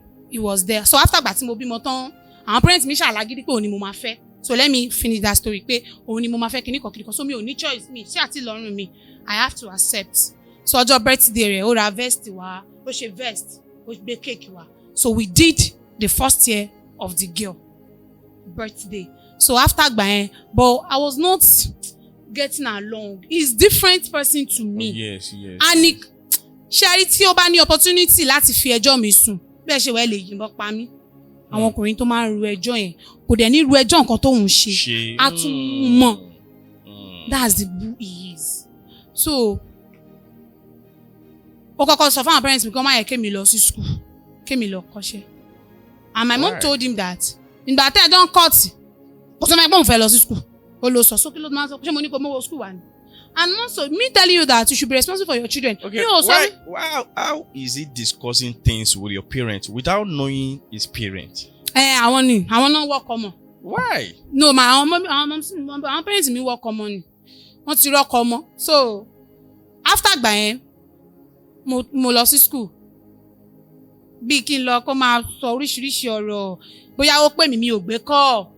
Kéèyàn kàn máa, mo ti gbàgbé, ó ní tí ó ní tó bá pè mí tí mi ò gbé kọ ó lè ní mo ti wà lọ́dọ̀ ọkùnrin. So send owó kíni ó náà ni mo lọ tó yàn ni mo ṣe lémi èmi ò kí ń parọ́ nǹkan tó yàn bá dẹ̀ ṣe fún mi ni màá sọ. Firstly ó ṣe birthday ọmọ ẹ̀ so after birthday yẹn ó ra Indomie golden penny ó ra carton kan nígbà yẹn tọmọgbọ̀n ò tí gbọ̀njú pé this is my father ó dẹ̀ gbé Milo àti cowbell tin ó gbé wá. Or let me say, during the time that Tasha first year birthday ọmọ to like 4 months, going to school mama pay 2 years, we were in good terms. Okay. So, mom sí mi gbà tí mo gbalé, mom sí fún ní spare key ilé mi. Okay. Kẹ́lẹ́ mo bí tán pọ́n idiot ilé, wọ́n fún ní spare key ilé mi wípé kó máa wá at any time. Okay. Àṣẹ wọ́n ti ní mind pé tí máa parí NC, màá ṣe wedding. Pẹ̀lú ẹ̀. Pẹ̀lú ẹni tí ẹ̀ mọ parent ẹ̀. Ayé yín á dá. So my mom was like ẹ̀rù ló bà á pé ẹ kò lówó lọ́wọ́. 1 year birthday tẹ ṣe yẹn ṣán pelére ni. Pelére wọn get together outing. Okay. So my mom was like kò ní owó ni kíní kan ló jẹ́ kó sá kò sẹ́ni tó rú ẹ̀ náà máa ṣe tí ò ní sá tó ṣàfi kó bọ́wọ́ bọ̀ mí lọ́wọ́ nígbà yẹn. So àdẹ̀ǹbá eré àníyàn lọ ìgbà tó ṣe birthday ọmọ ẹ̀ àwa náà mo lọ fún Suez nígbà yẹn ó sọ fún mo rí iṣẹ́ sí Tantalizer torí self interest ẹ̀ bóyá mi bá ti rí opportunities ó ní kí n máa lọ ó dẹ̀ pé mọ̀ sí mi pé kó má yẹ kémi lọ tèmi bá lọkùnrin lèmi. Is it that time both of you are staying together? I'm not staying with him but mo máa ti bá wálé bóyá mo wálé Friday mo lè lọ sọ́dọ̀ ẹ̀ Saturday kí n gbọ́dọ̀ ẹ̀ lọ sí school padà ní Monday. ṣé wàá padà jọ wà tí náà. àjọsímọ́. Why? àjọsímọ́ so and he's a bully. This is the first time I'm saying it out. He's a fucking bully. Oh no. Oh no, Tani. Èmi ọmọ aláìgbọràn. After getting birth. Kódà the first time tó máa ń ná mi school ló ti wá ná mi. Tẹ́jọ́ èèyàn gbogbo mú mi bá. He's still forgiving. What's she forgiving? So. Wow. Well, let me say that wọn fẹ́ kí n máa ṣí kiri ni mi ò àmọ́ bóyá mo ṣí kiri ní ìsàbí mi ṣí kiri. Ilé ọkọ àárọ̀ mi ni mo dẹ̀ máa kú sí ibẹ̀ gbé ẹ̀ ni. Don't die there. But wọn kì í fẹ́ gbọ́ tèmi wá ní torí pé experience tèmi I'm bitter. I am not bitter. Ilé ọkọ àárọ̀ mi ni màá kú sí ibẹ̀ gbé ẹ̀ ni o. Ẹni tó bá ń sọ bẹ́ẹ̀. So ìgbà tí mo dẹ̀ fẹ́ sanwó school 200 level òun àti I asked for his assistant then ìgbà yẹn ó ti ń ṣiṣẹ́ ní bákan. So ti hen little. Only hen yẹn I'm still the one working for him because if I come home in the weekend, mo máa lọ síbẹ̀ láti lọ share kitchen. So whatever you say you do for me, you do not do it for free. Àbí ó ṣe manager bá èmi wà kitchen mo ń ta oúnjẹ. Ṣó ń san salary fún mi ni? Yes, now. You didn't get paid. I did not get paid. So if you do say you do anything for me or my family, it is what I work for. Definitely. So that's what made me that's back. I'm not talking about this person did not have a house. Ẹ wo Ọlọ́run jẹ́ kẹ́ pàdé ẹlẹ́tàn láyé yín o. Àmín. Ọlọ́run jẹ́ kẹ́ pàdé ẹlẹ́tàn, Ọlọ́run jẹ́ kẹ́ pàdé alágbàkó. Àmín. Tó bá wá alágbàkó ayé òun oní guy yo. This guy did not go to school. He lied to me that he went to school. This guy was cutting with friend. He said he's the owner of the. He lied to me that his friend was cutting with him, not knowing that Olongon's cutting. Because when everything now scatter, the friend asked him to leave the house. During that time, you guys are dating after you gave birth. I did not know anything. You didn't even trying to locate his family. How did I want to locate his family? You didn't ask him? My own is, maybe let me say the way where I did mistake was, we never say that I want to date him to marry. One. Okay. And then, boya ọ̀rọ̀ oyún bá wọ̀. Ṣebí we are dating pé I want dating náà ni. So you see, and I do say it, gbogbo dating òṣìgbà yẹn, it was nonsense. Bí o máa mọ̀ pé èèyàn ṣì máa hold till now, wàá rọra dúró dìgbà tó máa ready ni. So when you are not ready, don't be ready. So I did not know anything about him. Even the relationship has not really gone far. But mo fẹ́ ṣe nǹkan tí ẹgbẹ́ ń ṣe ló kó bá mi. And mo dẹ̀ ráwọn tó yẹ pé wọ́n ṣe nǹkan tẹ́gbẹ́ ń ṣe tán dẹ̀ jẹ lọ. So èmi ò jẹ lọ nìyẹn. Ó ṣe gbogbo èèyàn ló wà fún. So ìgbà tí mo dẹ̀ fẹ́ sanwó school mi ní 200 level. So and I asked for his help. And he gave me 11,000 naira out of my school, which him and my mom contributed. And that was first semester. Because I'm going to pay second semester too. That was first semester 200 level. Tóun àti mom sí mi tán jọ san owó school mi. Hello? 11,000 naira. Èèyàn méjì. Òun fi, ó dà pé òun fi 11,000 naira lẹ́ mom sí fi yòókù kún. I don't remember the amount that we were paying that time. Ó dà pé mo fẹ́ san owó ilé náà. Because my house rent was yearly nígbà yẹn. Mo ṣàwọn gbogbo owó tó fún mi ní 200 level which was 2016 was 11,000 naira.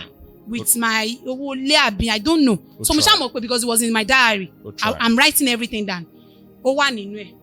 So ìgbà tí ọmọdé bẹ̀rẹ̀ school, mà àwọn school àgbòlé yẹn, àwọn school ní àdúgbò. Àwọn àdúgbò kan wà tẹ̀ pé wọ́n civilize. Àwọn ẹ̀sìn mo rú àwọn àdúgbò yẹn tọ́mọ ń san 3,500 lówó school, wọ́n san ẹyọ kan. Tani? Mr. Alagbako, wọ́n san owó school ẹyọ kan, which was ọmọ one baby class. Okay. She understand? Before he disappear, but I did not see him up to this moment. Ó san owó school ẹyọ kan. 3,000. 3,500. And that was when ọmọ lọ sí school. Àwa dẹ̀ mọ ọmọ yẹn lọ sí school wípé because 10 months ni mo ti gbé ọmọ yẹn sílẹ̀. Okay. Fáwọn parents mi láti lọ face life mi. So my parents. Ó san owó school ẹyọ kan. Ó san owó school ẹyọ kan. Ó dẹ̀ pòórá. Ó dẹ̀ ra Indomie carton kan àti Bonfita tin alágolo. Ó dẹ̀ fún mi ní 3,000 kí n máa fi ta fish roll. Indomie yẹn ṣe unlimited ni. Golden penny pálí kan nígbà yẹn tó ń tà ní 850 naira. Kò yẹ kẹ́ ti jẹ tán wáyé. Àti níbo ọmọ go ti jẹ tán. So ó dẹ̀ fún mi náà ní 3,500 kí n fi bẹ̀rẹ̀ fish roll. Ṣé fi ṣe sí bex ni tó fi ń pọ̀ sí? So torí kí ló dẹ̀ kí n máa ta fish roll yẹn a lọ fún Suez. Kẹ́lẹ̀ narcissist Jesus a lọ fún Suez. Àwọn jẹ́ bẹ́ẹ̀. Òun ni narcissist. Ṣé mo máa ń believe pé they are very manipulative. A lọ sí mo ń lọ fún Suez. Àbí spirit lẹ́ni yẹn. Àti ẹ̀ mọ̀ àwọn kan náà kúkú sọ pé bóyá kùdáyà ni. So a lọ fún Suez pé ó wá ní kí n má lọ ṣiṣẹ́.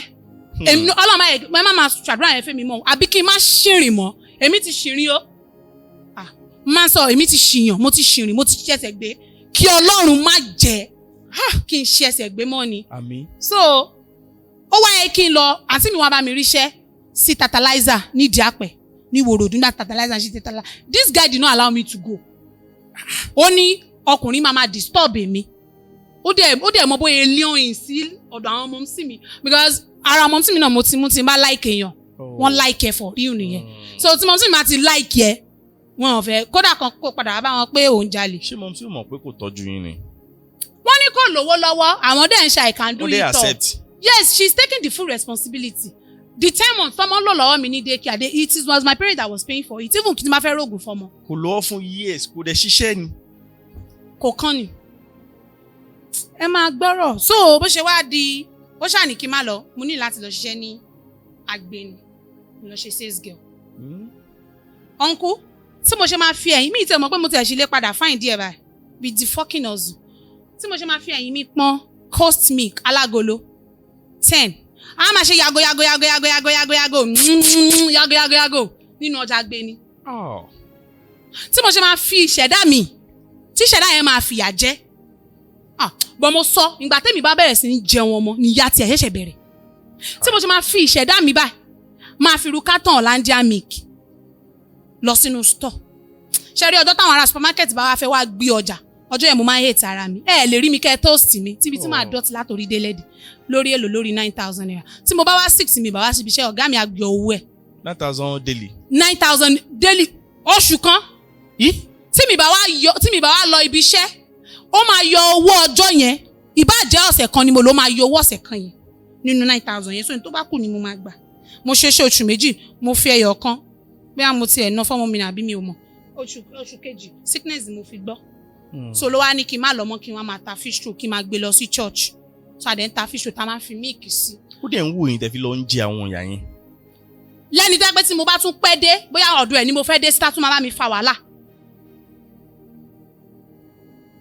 And for me to be this, how do I want to put it? Strong and I don't give a damn. It was the one that teach me. Wow. Because I was not brought up with I don't care life. What else do you want? Mo accept pé mi ò dá. You don't understand? Mi ò ṣèyàn gidi. Accepted. Which I know I'm a very good girl. Very good and industrial girl. Ká wá sọ pé mi ò dá. Ṣé àwọn òbí mi ṣe wọ́n dá sí ẹ? Àwọn tó bú ẹ láṣìírí tí mo fi kúrò lọ hospital. Ìyá mi gba àjọ ó dẹ̀ kó owó sí idiot yìí lápò. Pé kó máa ná lọ hospital bí ipò ló sanwó hospital. What else do you want? What else do you want? Ó wá dé lọ́jọ́ Némì tá a ti sọmọ lórúkọ. Pálọ̀ neighbor wa láti sọmọ lórúkọ. Ó ní ìyá rẹ̀ kan ò lè wá àbí nǹkan àbí mi excuse tó fún mi. Ó wá kó bá tó ṣìbá tó kiri ká. Ó kó dé lọ́jọ́ náà. Wọ́n náà ní kan sọmọ Ládíọlá. Tún bínú o. Sir, we did not get angry. I swear to God. My mom say, ọjọ́ yẹn ni mom sí mi fẹ́ gbá mi ní etí nítorí ẹ̀. Wípé kí ni mo tún fẹ́? Ṣó wá gbọ́ kó wá ka Cambridge ẹni tó ń padà bọ̀ wá fẹ́ lélẹ̀. Kẹ́lẹ̀ mọ bí tí wọ́n pọ́n idiot yìí lédè. Ó dẹ̀ dúró. Káàtì wá sọ wípé we are good. Ẹ jẹ́ kí n tún bùn ní oṣù tó kù nínú ọdún kan. Because November 1 ní birthday ọmọ mi la ṣe èyí ẹ̀. Mi ò dẹ̀ fi ojú mi kàn mọ́ láti April 18, 2016. Ẹ bá mi ṣí. And this child, mi ò fọmọ mi rojọ́ o, but this child we are talking about, she will be 12 years ní November 1. Without knowing his father. Tó bá yá tó bá gbóhùn, àbí torí bí wọ́n ṣe máa ń dárúkọ létí ẹ̀. But thank God I have a good father that fill that vacuum for me, because sometimes people will say ọmọ mi máa padà yàdá sí mi tó máa ní bàbá òun dà. Bàbá mi ò fi àyè ẹlẹ́ láti jẹ́ pé ọmọ mi yàdá sí mi pé bàbá òun dà. He knows my dad as his dad. Ṣọkùnrin ni àbọ̀bìnrin? Obìnrin ni. Okay, before we if you have opportunity seeing him, or probably is watching you right now, what would you like to tell him? I don't even know, because I have a lot. Because sometimes. Do you want anything from him? Sir, I do not want anything. No. As at this moment, if I can reach this level of taking care of my child single-handedly, I did not need him. Again. I did not. Because I question myself that, ká sọ pé èmi ni mi ò dá, èmi ni mi ò sùn, ṣé ọmọ tó bí nínú ẹ̀ ò dá? Kí lọmọ ẹ ṣe fún ẹ? Láti má wojú wẹ̀yìn. Àbí bí àwọn òbí mi ṣe bù ẹ́ láṣìírí, ṣé kò wọ́tẹ̀ fún ẹ láti dúró? Yes, thank God you asked this question. I remember when he was working somewhere, tí mo lọ síbẹ̀ ìgbà yẹn ni mo ti fọkàn sí pé mo fẹ́ travel ní 2017, tí mo lọ bá, and that was the last time we have encounter, tí mo lọ bá wípé lágbájá mo ti ṣetán school báyìí, mo ti ṣetán NCE, wípé mo fẹ́ kúrò ní Ìbàdàn, And this girl needs you. Your baby needs you. I don't need you. Okay. But this girl is doing some amazing things that I want you to see it as a father. Please be there. Ọ̀gá ìgbà yẹn pè mí pé kí n má worry pé salary àwọn máa yọ fún mi. Ilé ọjọ́ náà ti ṣù tí ọ̀gá ẹ̀ ti pè mí padà wípé Ọlọ́run á tọ́ ọmọ mi fún mi. Ìgbà tí mo lọ èpè ló ń ṣẹ́ fáwọn pé táwọn bá fún èmi ní £1 kórí báyìí fáwọn. And her mother said it too now. Ìyá tó pè ní ìyá ẹ̀ which I've never set my eyes on tó share number wa pẹ̀lú tó máa ń pè mí nígbà yẹn wọ́n ní abiyamọ ló lọ́mọ kémi ṣúṣòkòtò tèmi kémi tọ́ ọmọ. I'm not sure it's coming from a good family. Yes, it's not coming because ó máa ń sọ ńgbà tá a ṣì jọ máa ń sọ̀rọ̀ dáadáa ó ní how I wish kẹ́ pé irú àwọn parent òun irú àwọn parent mi ló bí òun pé ibi tóun wà ìkọ́ lóun máa wà. But tó bá wá bíyàn ní ìlú àìtọ́ èèyàn máa ń lo làákàì. Ṣé ẹ dẹ̀ rí òwe wèrè tó ń pa tán ní òkú lókùnrin bàbá ọmọ ló lọ́mọ kó ṣe ní ọ̀dọ̀ mi. Mi ò lọ school for nothing. You know what you're doing. Mi ò lọ school for nothing. Mo lọ school láti mọ law. If he's ready to drag anything with me, I would drag everything with him, with everything that I have. Mi ò mẹyẹ tó swear. I did not know anybody. Like, ṣé mo pé àwọn single mother mi wá tẹ́ pé àwọn àtẹni tó bímọ fún náà jọ wà papọ̀. Okay. But ọmọ ṣì lọ ṣọdún lọ́dọ̀ bàbá wọn. Ọmọ ṣì lọ ṣọdún lọ́dọ̀ family bàbá wọn. Me, I did not enjoy anything. I've never enjoyed relationship in my life. And I do say something. Kò tí sí nǹkan tí mo dáwọ́lé tí ò ní yọrí sí rere. But when it comes to relationship, I'm a failure. Ta ló sún mi síbẹ̀? I have a relationship I've been building for years and he later come to me and tell me that he cannot marry me because I have a child. And he knows before. Wèrè ọlọ́mọ ni mi go and check my page. You will see my daughter there. I don't deny her. And I do say that, despite the fact I'm small when I have this girl, why am I so responsible to her? Why did I stay? Oh, there she do me lọ. It got to a point that àjọ ni mo máa fi ń ṣòwò school ọmọ mi. Even till now, God bless you, Ope, for giving the opportunity. You know, Ope ni mo máa ń ṣe save box or target. She wanted to enter JSS 1 this last year because she's in secondary school now. I face hell. I have to break some things down because of her. So, for not taking much of a time, with our generations now, because I see a lot of young ladies going to this situation, and some are still coming to become, if care is not taken and if they don't see people to advise them, they will fall into this victim. If you have opportunity to guide them or advise them. Firstly, what I will say is that I will still pray. I just keep some shots to know because I was warned that it is not everything that I have to say. Because man can tell nobody. Or the day he beats me, ni mo fẹ́ sọ ni. When I left his place, I did not take anything. But you see these young girls, they boy. I did not tell you not to have a relationship. Have it, enjoy it. If you can face the consequence. Because if you tell them not to do it, that is where they will start. So why are you wasting your time? Go ahead. Go and face it. Fine. Àwọn kan ṣe. Mo ní àwọn ọ̀rẹ́ tẹ́ pé àjọ jẹ́ ọmọ ńgbà yẹn tí àjọ bímọ ní school ńgbà yẹn and they end up with the person they gave birth to. Ó dẹ̀ ti ń ṣàbíamọ́ nílé ẹ̀ báyìí. But mo máa ń sọ fún ìyẹn tó máa ń sọ fún mi pé ọpẹ́ mi máa ní ṣé nígbà tí ìwọ àti ẹ̀ túká ṣé òun ò máa wá sílé yín láti wá máa fọmọ ẹ ní nǹkan. Ṣé òun ò take care? Ṣé òun ò take care ọmọ? Even when I want to leave NC then, I have the mind that I will forgive him that. To bá ti lè take responsibility ọmọ. But you were a deadly father. And to me, I'm saying it, you are dead. I don't know you. Even if I come across to you today, I don't fucking know you. You are dead to me and my child. You will ignore him. So Okumambalaye Wijoni. 12 years, okay, let me put it this way. 11 years of suffering alone, of being lonely, raising a child on myself, being the father, being the mother. Despite the fact that I have parents that was feeling the vacuum for me, I'm still affected. What about when it comes back, when your child want to get married? For where? Okay. Emma, they play. Who's that going to find? Ayé ìgbà kan ni bàbá ọmọ ló lọ́mọ. Tí mi ò bá yọjú tó bá dọjọ́ wedding, ó lè jókòó. Even if I'm not married then, my dad will sit down. Mo jẹ́ ọmọ kan tó máa ń gbọ́ràn sàgbà lẹ́nu. I will have changed her surname. Àwọn parents mi ló ń hold me back. Ìgbà tó fẹ́ wọlé JS1 yìí. Because even my lawyer said, when I told him some certain things, he said this person did not need to be in your life. Just see it as someone rape you, which you do not know. Yes. Kò sí yàtọ̀ ńbẹ̀ now. And mind you, sir, this is different between that. He did not know he has a child. This idiot know he has a child. The last time I have encounter with him, Timoni Molosado again, when I called him, he said he did not want a child with me. Your record is still with me, oh Mr. Man.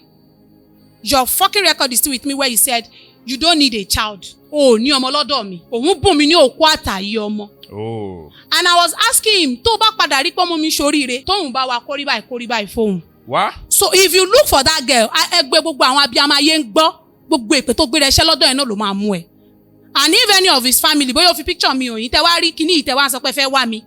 Ọlọ́run máa bá mi bu ìfọ̀júlù yín ni o. Nobody should come for me.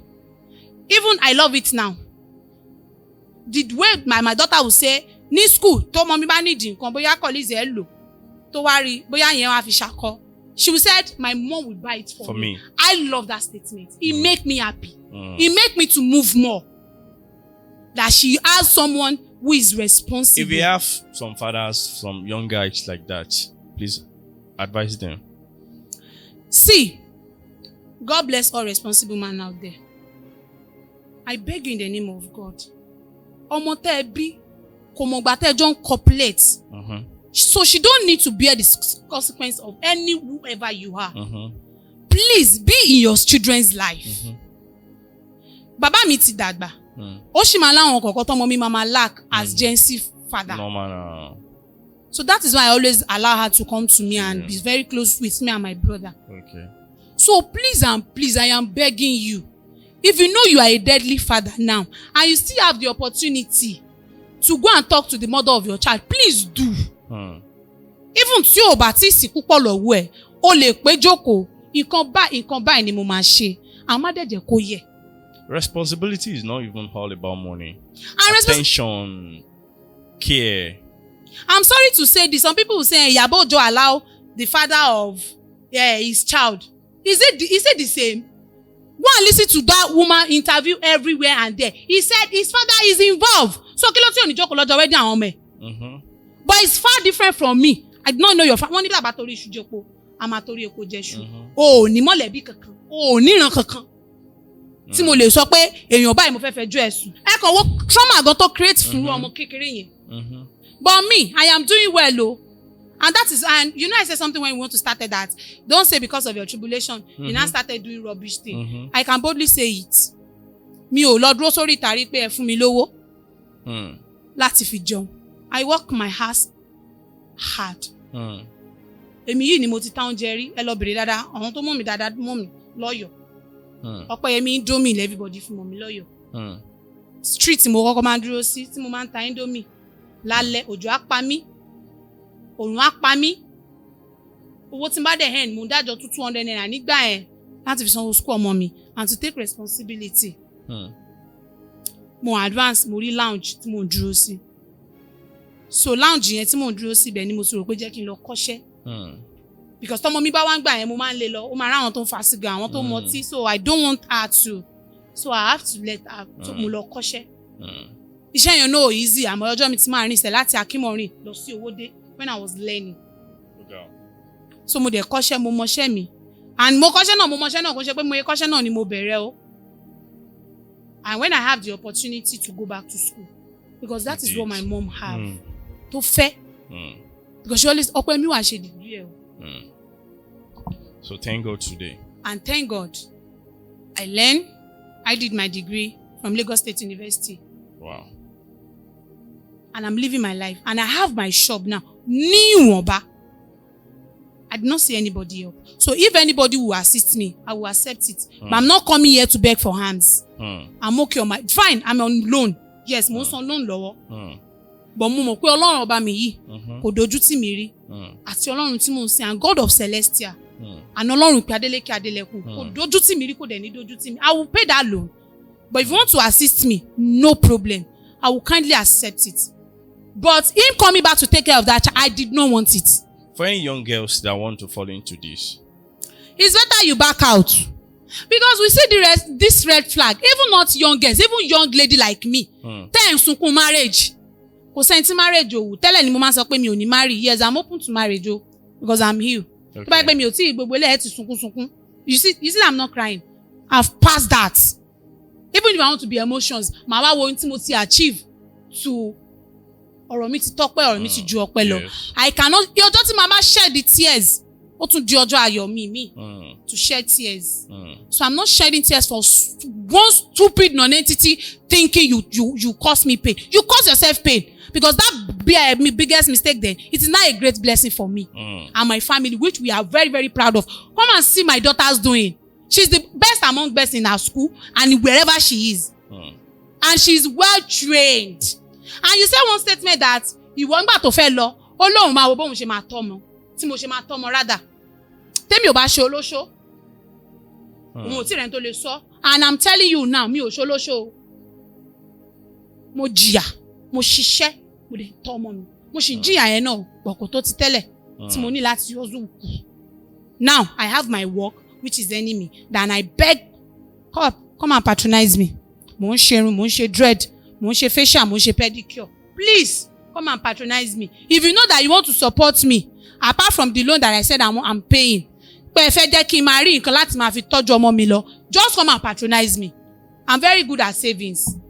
Mo jẹ́ ọmọ kan tí mo fọwọ́ mẹ́wẹ̀ẹ́wá jẹun. So tí mo bá ti ń ríṣẹ́ ṣe, tí mo ń rí owó gbà, I'm okay.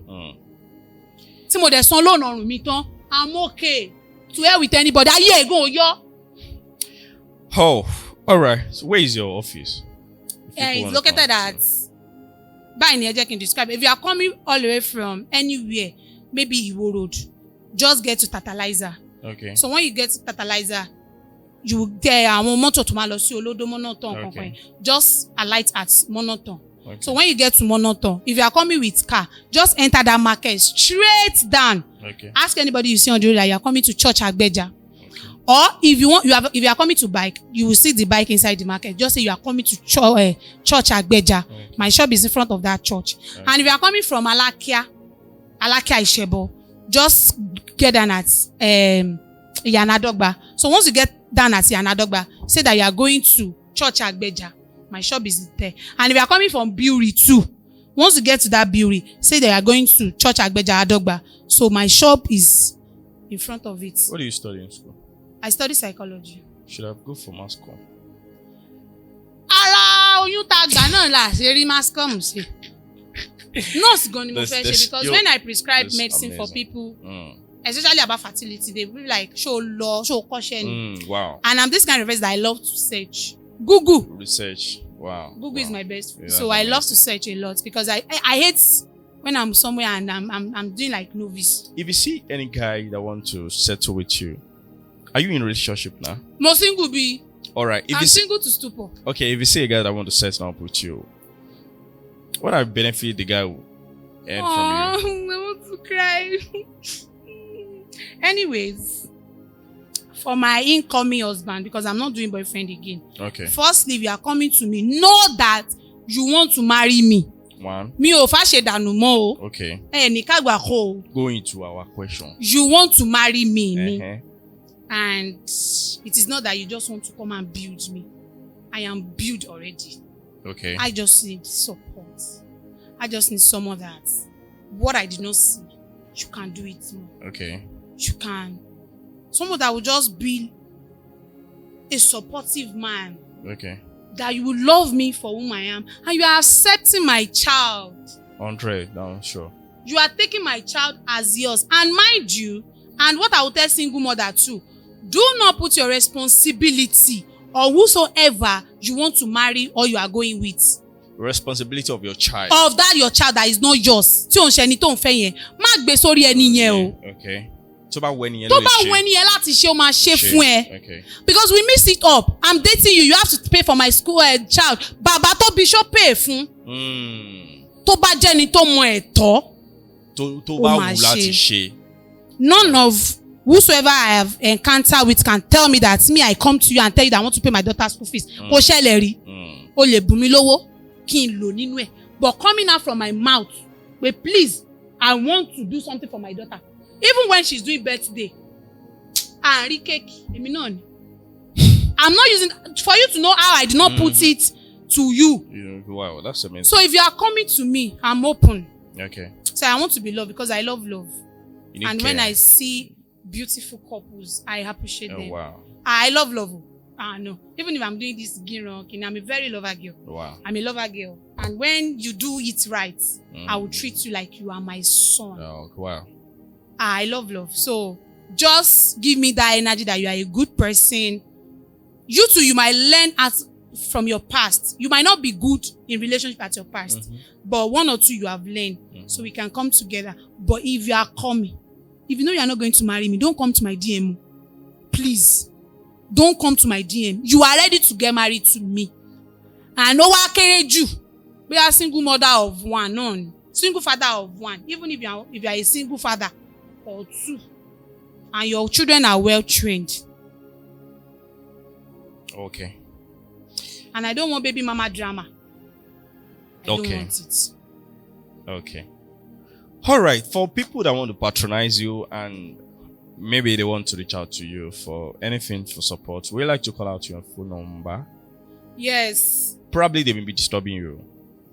You don't mind. It's only people that you know you want to support me, because sometimes I can be busy. Okay. So Timolema, they phone me. Okay. But if you reach out to me on WhatsApp and you cannot, and my message did not develop, or I did not respond to you, please call me on normal call. Okay. And my number 090 okay 65 37 74 32. Once again.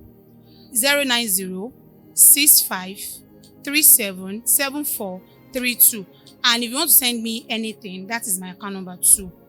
Just remove the 0. So thank you. God bless you. Mr. Alagbako. I don't know what to say.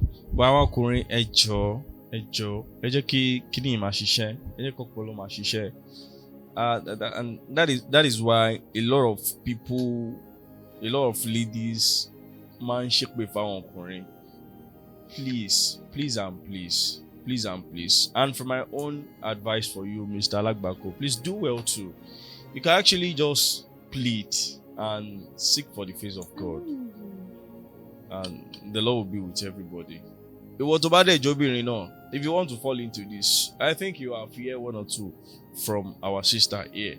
And please, Ejo, mo ti gbàgbé. Nípa parents mo sọ. So for parents, mi mo be ṣe lè bá mi join clip. For parents, if you know that the mistake has been done, please do not neglect that child. Àti bá ti wáyé la rí, náà la máa rí. Because most of parents don't jẹ́ kó ọmọ wọn lọ máa face domestic violence. It starts from the parents. Ọmọ tí ò ti tó lọ lé ọkọ tẹ́ ní kó máa lọ lé ọkọ. Bóyá nǹkan kan ló ṣe, gbogbo wa náà kọ́ la dẹ̀ ní irú àbúrò mi sì mo lè fọwọ́ sọ̀yà kò lè ná obìnrin. Ọwọ́ ta ló ti fẹ́ bá. So kò ń ṣe gbogbo èèyàn náà ló ní àǹfààní àti sọ pé nǹkan kan ṣẹlẹ̀ jẹ́ kí n fi sílẹ̀. Instead ìdá ìfimá ní kí ọmọ yẹn máa kọrí sílé ọkọ, jẹ́ kó lọ kọ́ṣẹ́ àbí kó lọ sí school. Either of the two, so that she will be able to find her life again. Bẹ́ẹ̀ máa ní kó máa lọ sílé ọkọ, ìyà tẹ́ẹ̀fẹ̀ kó jẹ láàárọ̀ yẹn, ó máa padà jẹ lálẹ́. So please and please, parents, I am begging you, do not neglect your child if they do any mistake. Tó bá dẹ̀ jẹ́ pé ọkùnrin náà ló ń form trancy, you can still welcome him. Gbogbo àwọn ọmọ tẹ́ ẹ dín wọ́n di bàbá rere bàbá kẹ̀síta yìí, tẹ́ ẹ bá bí wọ́n léèrè. Parents ifá, mi ò kúkú lè para mi. Alágẹmọ ti bímọ rẹ̀ ó kù sí lọ́wọ́. Please don't neglect those children. We can do better. Because Nigeria will be good, Nigeria will be good. It starts from the family. Nǹkan tí family produces síta náà là ń ló ń di Nigeria now. Sorry, I wanted to ask you. I think you should know more about it. Why tí àwọn obìnrin ṣe pọ̀ sí tó ń ṣe hook-up? One, what I would say is that mo sọ̀rọ̀ nípa community contentment. Èmi gan tí mo sọ̀rọ̀, sometimes I feel like doing it. Okay. When life really choked me. And maybe I need to get something done and it was not. But this God I am serving, He always comes for me. Okay. I have made attempts once. Yes, I'm proud to say it. I have made attempts once, and the person forgets me inside the car. I swear to my living God. I swear on the day they gave birth to me. Wow. I have the mind of pé ọmọ tí ò ṣe hook up. Ọmọ tó ń ṣe hook up gan live large. So what's the benefit of I'm doing the good girl? See, and if you are responsible and good, it pays because I'm getting it now. Continue. Yes. I have people that recommend me that Opeyemi ọmọ dáadáa. Okay. So it pays. Àìlè ní àfaradà. Ẹgbẹ́ mi wọ wig. Mo fẹ́ wọ wig. Ẹ jọ̀ọ́ sà. Pẹ̀lú 2-step short mi tí mo ṣe ń sìn. Ṣé mi ò dá? Yeah, sure. You look good. With the little earring that I use, am I not looking beautiful? Fine. You're fine. You're good. And it's the way you dress. It's people that will address you. Fine. If you have the opportunity to live extravagant life, live it. Okay. But you know your background that your mom is alata. Your mom is only pure water. You want to be using 150,000 naira bone straight. How come? And my own parents, they will question me. They will. I don't date Yahoo guys. I'm sorry, I might be no Yahoo guys. Don't live life, no live well. But I see you as irresponsible people. Because in ṣe tẹ mama tí tẹ lè gbàlejò bó ṣe wù yín tẹ́rù mama bà yín láti kéèyàn wọlé. So that is why I don't go for them. But ìwọ tí o mọ̀ pé ìran ẹ̀yìn ẹ fẹ́ don't live extra life. Where are you seeing the money? Before I started working, ìgbà tí mo kọ́kọ́ sọ fún mọ́mísí pé kó má sọ torí mọ́mísí mi ló ń sanwó school ọmọ mi tẹ́lẹ̀ tí mo wá sọ fún pé kó má sọ ọmọ nígbà tí mo rí bí ilé ṣe rí. She said, where did I get the money from? Like 2 months, my mom did not talk to me that am I doing hook up? Am I doing níbo mo ti ń rí owó? She have to come to where I am selling that Indomie at Jobele then. Pé tí n bá ta carton báyìí, iye báyìí mo fi ń pa mo dẹ̀ ń dájọ́ 200 naira lójoojúmọ́. Is it that parents has affected Parents them as well? too is there. Me, I will continue saying it. Parents too is there. So, èmi tí mo fẹ́ lọ ṣe hook up, ṣé tí mo fún èmi ní 50,000, tí mo mọ̀ wọ́n máa question mi pé mo lo ti rí 50,000 naira yẹn. Nígbà yẹn, ṣé òní kí ni mo wá fẹ́ ṣe fún? Àwọn parents mi wà, àwọn gangan báyìí, ní subordinate wà burúkú ọmọ wọn. Tó bá ṣàtì mo wálé. And the pressure you give children too is too much. Ọmọ ṣàgbàfọ̀ ń ká aṣọ wálé torí pé ọmọ ti kúrò lábẹ́ ẹ tí yẹn ṣe ti gbọ́lọ̀ máa mú gbọ́lọ̀ máa mú wá ẹ wo pé níbo ló ti fẹ́ rí. The reason why I said I will take care of my parents is that for once in her entire life she has never frustrated any one of me and my brother that tẹ́ ẹ bá ti fún mi lówó ẹ má wálé mi. She would rather even give us or pray for us. So I don't see any reason why I want to go into illegal thing to make money, which I know that I will be rich. Sure. Step by step lọ́rọ̀ life mi ni. Má kánjú. Mi ò kánjú. Uncle kánjú o. Èmi náà ti kánjú rí. Mo padà sí square one. When I want to get everything everything must be done. But àwa tí Ọlọ́run bá nífẹ̀ẹ́ la máa ń lọ sí oko parun tá dẹ̀ máa ń padà. Bó ẹni tẹ́ bá rí tó ṣègbè má bínú ó kù díẹ̀ káàtó. Because I find myself back fully that this is the kind of life I am. Kò ń ṣe elaborate life. But gbogbo nǹkan tó bá fẹ́ ṣe, I'm a boss. It was 2022. And that is when I healed totally. And that is when everything started coming in a good way for me. That whatever I want to do, Uncle tí mo bá sọ pé mo fẹ́ kọ́lé báyìí máa kọ́. With what I've encountered and it was successful. But because mi ò ní pressure kankan láti lé, tí mo bá fún wọn, thank God. Yes, I do give them if I have. So as a young lady that doing hook up, because I want some of them to see what they are doing that is no good. Firstly, ṣẹ́ra àwọn ọmọ tó ń ṣe hook up. Me, I will not, because nobody should come for me and be dragging me in my comment section and be in my page. But ẹlòmíì ṣe kó fi make owó. Yeah. Mo láwọn tẹ́ pé wọ́n ṣe wọ́n make owó. Wọ́n dẹ̀ wà òkè wọ́n dẹ̀ fi sílẹ̀. Ìyẹn yàtọ̀. You use what you have to get what you need. But mo láwọn tó ń ṣe tó yẹ pé gbogbo ìgbésí ayé wọn kò ju iPhone lọ. Kò ju wíìgì lọ. It's better you stop now. Because let me tell you something. Ṣé mo wí pé ní bí abi 10-15 years ago, Yahoo hot. Yes. That they don't even need to wear ọṣẹ or wear nǹkankan. But nísìn ó ti di pé tó máa ń wẹ ọṣẹ. Wọ́n ní láti wẹ ọṣẹ. Ẹ ní láti pààyàn. Bẹ́ẹ̀ náà ni hook up náà ní símọ́ tó bá tó stage kan. Àtẹ́lẹwọ́ ẹni òní kò kí ń tan ní jẹ. Nǹkan tá a bá dẹ̀ ṣiṣẹ́ fún òun ló máa ń pẹ́ lọ́wọ́ ẹni. And the way you see your own money, the way I will spend mine is different. So please find something to do. Even government in university has introduced entrepreneurship. That you must have handwork. Because most of them, mo dàgbà kí n tó lọ kọ́ṣẹ́ 2019 ni mo lọ kọ́ṣẹ́ ṣé mo ọmọ kékeré ni mí ni. Ká wá sọ pé mi ò kọ́ṣẹ́ ńgbà yẹn kí ni mo fẹ́ jókòó bá ńgbà tí mo ṣe tán school. Because àwọn girls mi hook up yẹn náà ṣe títí tó fi. And some people have parents. And some people have parents yo. Ká má ṣe lọ́hùn. Àwọn ọmọ mi wà tán ní good parents tán kàn ya tiwọn o. Tóbi náà máa wò pé ọmọkùnrin lè pa mí máa bá tèmi lọ. But mo mọ̀ wípé tí èèyàn bá busy Yorùbá ní ọwọ́ tó bá dilẹ̀. Yes, o lè ṣe yálò. So if you have something you are doing tó o dẹ̀ nítẹ̀lọ́rùn pẹ̀lú ẹ̀ o ò lè ráyè. For example nsìn mo ti wà ń bíṣẹ́ látàárọ̀ bóyá mo ní braid àbí mo ti wà lórí ìdúró for like 8 hours. Sir, tí ẹsẹ̀ mi ti ń gbọ̀n. Ṣé èèyàn kan lè pè mí lálẹ́ pé wá lọ ṣe hook up kí n má gbèsè pé normal boyfriend gan mi ò tí ì dá ẹ lóhùn. And there is different, see, some people think that, and I'll put this to you too, they believe that it is only HIV, it is incurable disease. It's a lie. There are some diseases that it is not only HIV. So go and Google it. So many diseases that kò ní fojú rí ẹ kàn máa rí pé ẹnìyẹn kú gbé.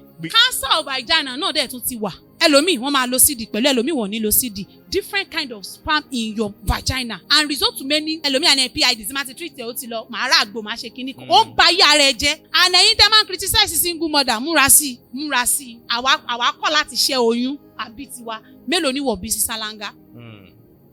But hook up girls, please and please, if you hit your jackpot, find something to do. Quit and establish even yourself. Ìwọ tó bá ti ní gbogbo o fẹ́ lo wig o fẹ́ ṣe gbogbo o fẹ́ ṣàwò tó ti tẹ̀ lọ́wọ́, you can start with something. Tó máa tara wọn láwọn ń ta thrift tó ní ṣọ́ọ̀bù. Nǹkan tó kàn máa ń dùn mí ní sà ni pé ṣé láwọn obìnrin tá a ní ọpọlọ tí a lè sọ ogójì ibà this man will not come for us. Wọ́n láti serious jù. Bàwọn ọmọ tó fẹ́ máa kó lọ beach tó fẹ́ máa wò sí kán máa wọ bikini kán máa show ìdí kán máa show ọmú lẹ́ máa lọ máa fún ní thousands. I remember a idiot, I still remember you this morning. Tí mo sọ fún pé ńgbà yẹn tí mo fẹ́ gba shop, I swear to God this kò fún mi ní owó yẹn o. Wọ́n ní mo máa fẹ́ fi gba shop mà ní mi máa ná. Tún yá mi, it did not. But ìyẹn pé ẹ fẹ́ jáde, ẹ fẹ́ lọ jẹun, ẹ fẹ́ lọ sí lounge, they will be available. Ṣé bí obìnrin tẹ̀ mọ̀ wípé nǹkan tó wà ọ́ kí n sọ pé bí àwọn ò fẹ́ kí á ju àwọn lọ. Wà ní mí nìyí. Bèmí mọ̀ pé mi ti pàdé tèmi ni. Yes. Tí mo bá pàdé tèmi, gbogbo ẹ̀ máa di rọrùn. A man that will seize me with what I am. And say, ìwọ ọmọ yìí ó ti ṣerú nǹkan báyìí. Ó yá, mo support. Sir, tí mo bá rí 1 million báyìí, bó ṣe jẹ́ pé kò ju ṣọ́ọ̀bù hairdresser yìí lọ. I'm a beautician, I'm not a hairdresser because I'm into pamper your leg, give you massage. And if I see 1 million now, even despite the fact that I'm paying loan, I know what I'm going to go in, which will fetch me more. And when I open my shop, Momobi shop, you can check my page. I know how shop Momobo and I know how I am going, and I know where I am going. So if you see money, that you know how to. Sir. Yeah. Sir, gbọ́n kan tí mo sọ. Tí mo bá rí okay mo ti pọ̀ jù ó lè já wọn láyà tí máa rí 500,000 sí mo mọ nǹkan tí màá ṣe and in next 3 months come and ask me where is that money màá sọ fún ẹ pé nǹkan tí mo fi ṣe lélẹ̀ everybody know kò ń ṣọ̀rọ̀ ẹnu people that close to me knows me for that they even come from business oriented. Wow. So if you want to ask for business mo ṣẹ̀ṣẹ̀ introduce the business kan yẹn ó fẹ́ máa ta food stuff I told you can't do it like this, do it like this. Yes. And it's working for her. Ó kàn rọra fi yàrá ẹ̀ kan ó kàn rọra fi ṣe shop ó dẹ̀ rọra ṣe logo ó ṣe sticker she did not give me a dime but inú mi máa ń dùn tí máa rí obìnrin ẹgbẹ́ mi náà tó ń ṣe dáadáa tá a bá sọ fún tó bá gbọ́ èmi náà láwọn tèmi náà lẹ́yìn látọ̀dọ̀ wọn. Tí kò ń ṣe àwọn ọmọ tí wọn ò gbé tó ń gbé face me and face tó ń lo iPhone 13. Olùṣọ́ mi máa ń sọ kíní kan pé ó mú fóònù jọ̀rọ̀jọ̀rọ̀ ó mú fóònù 1 million sọ́wọ́ you can sell it and start using like 300 phone 700,000 tó kù lọ fi ṣe business but they will not hear. Àwọn tó ń lo fóònù 1 million yìí wọ́n á dẹ̀ ṣì máa tọrọ 5,000 lọ́wọ́. When I was telling somebody I need phone tí mò ń sunkún phone láti bí last month mo ń sunkún phone because I need phone for real. Okay. Ẹ dákun ẹ máa fẹ́ ṣàánú mi pẹ̀lú phone I need phone because of my work. Yeah, the tí content post yes. So even I have a comment on my page now that said camera fìyà jẹ yín sister Yeah. but I make a braid on French calls irun yẹn fine kò sẹ́ni tó rí yẹn tí ò bọ̀ my phone is not good in camera so I was like ni mo ṣẹ̀ṣẹ̀ mọ̀ wípé I want to use iPhone and if I did not get it I can't force myself I don't force myself for things I don't tó bá tásìkò láti gbà máa gbà that is why I'm talking about contentment ohun ọwọ́ mi ò tó máa fi gàngàn fa so as a hook up lady I'm not judging you because as a counselor you should not be stereotyped and you should not judge but I can counsel you if you have made money from your hook please and please try to do something for your life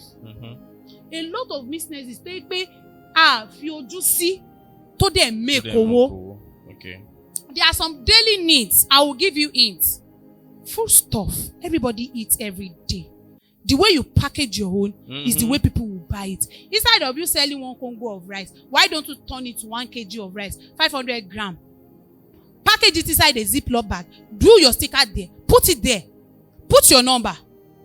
Instead of man gbọ̀ndín ní orí TikTok yẹn máa ta even if you are gbọ̀ndín on TikTok gbọ̀ndín on your business people will patronize it spray body oil perfume oil I did something last time for this Valentine I don't know people can turn around for me package. Valentine package I sell ó dẹ̀ tún ti boost the sales mi pé perfume something mi this alcohol fẹnujẹ that you are saying yìí is there tó bá láwọn gang bóyá àwọn boys àbáwọn party tó lọ tó bá ṣe package ní má tìjú. Let them call you for the rest please. They should come. Let them call you for the rest. But if you come, we are out of it. We are out of our time. You are going to pay. So please and please find something doing for yourself. Ọkùnrin go ni mo lesson. Ẹlòmíì wọ́n máa fi gbàgbós ẹ máa fi powder gbé. Mi ọkọ láti ẹ̀gbọ́n tọ́kọ bá ń nẹ́ o ti sanwó orí owó tún ní boyfriend inú ẹ̀. Ó ń lórin fún náà tó bá ti ṣẹlẹ̀ bẹ́ẹ̀ á play orin. Àwa náà I cannot leave him because of the money. With the money that you can get for yourself. Ìgbà tó bá tẹ́ wà lọ́rùn wọ́n máa fi cover ẹ̀. And even help those who help themselves like the video I watched that Wogan ti mama mi mo bẹ́ẹ̀ fẹ́ so. Definitely o ti gbọ́dọ̀ gbìyànjú dáwọn level kan kó tó di pé olórí mú ẹ. Ẹ̀yin tó fẹ́ 500 tàbí abẹ́lẹ̀ pé lónìí Wogan ti rí mo ti yé báyìí ló máa gbé bọ́ irọ́ ni o àwọn fẹ́ jẹ́ kẹ́ ẹ ṣe gbogbo ẹ̀ tán ni. Because ó ń lo iPhone worth of 1 million naira ó dẹ̀ ló fẹ́ sanwó school 200,000 ó dẹ̀ ń tọrọ káàkiri. Fádà wọn lówó lọ́wọ́ bọ̀ṣẹ́ ráwà tí ìyá bá ti jẹ báyìí táwọn ò ti dílé olówó ó dà pàwà lórí wa máa ń pé jù. And I hope you have learned and I've learned as well. So do go to reach out to our Opti for any details, more support for husband. Yeah. You gotta get money now. You want marry? Person will be like this. Yeah, you gotta get money. Yeah. All right, you will meet again. Still your humble Stephen Adekunle. Stay good, stay calm, stay blessed. Don't forget to subscribe. God bless you.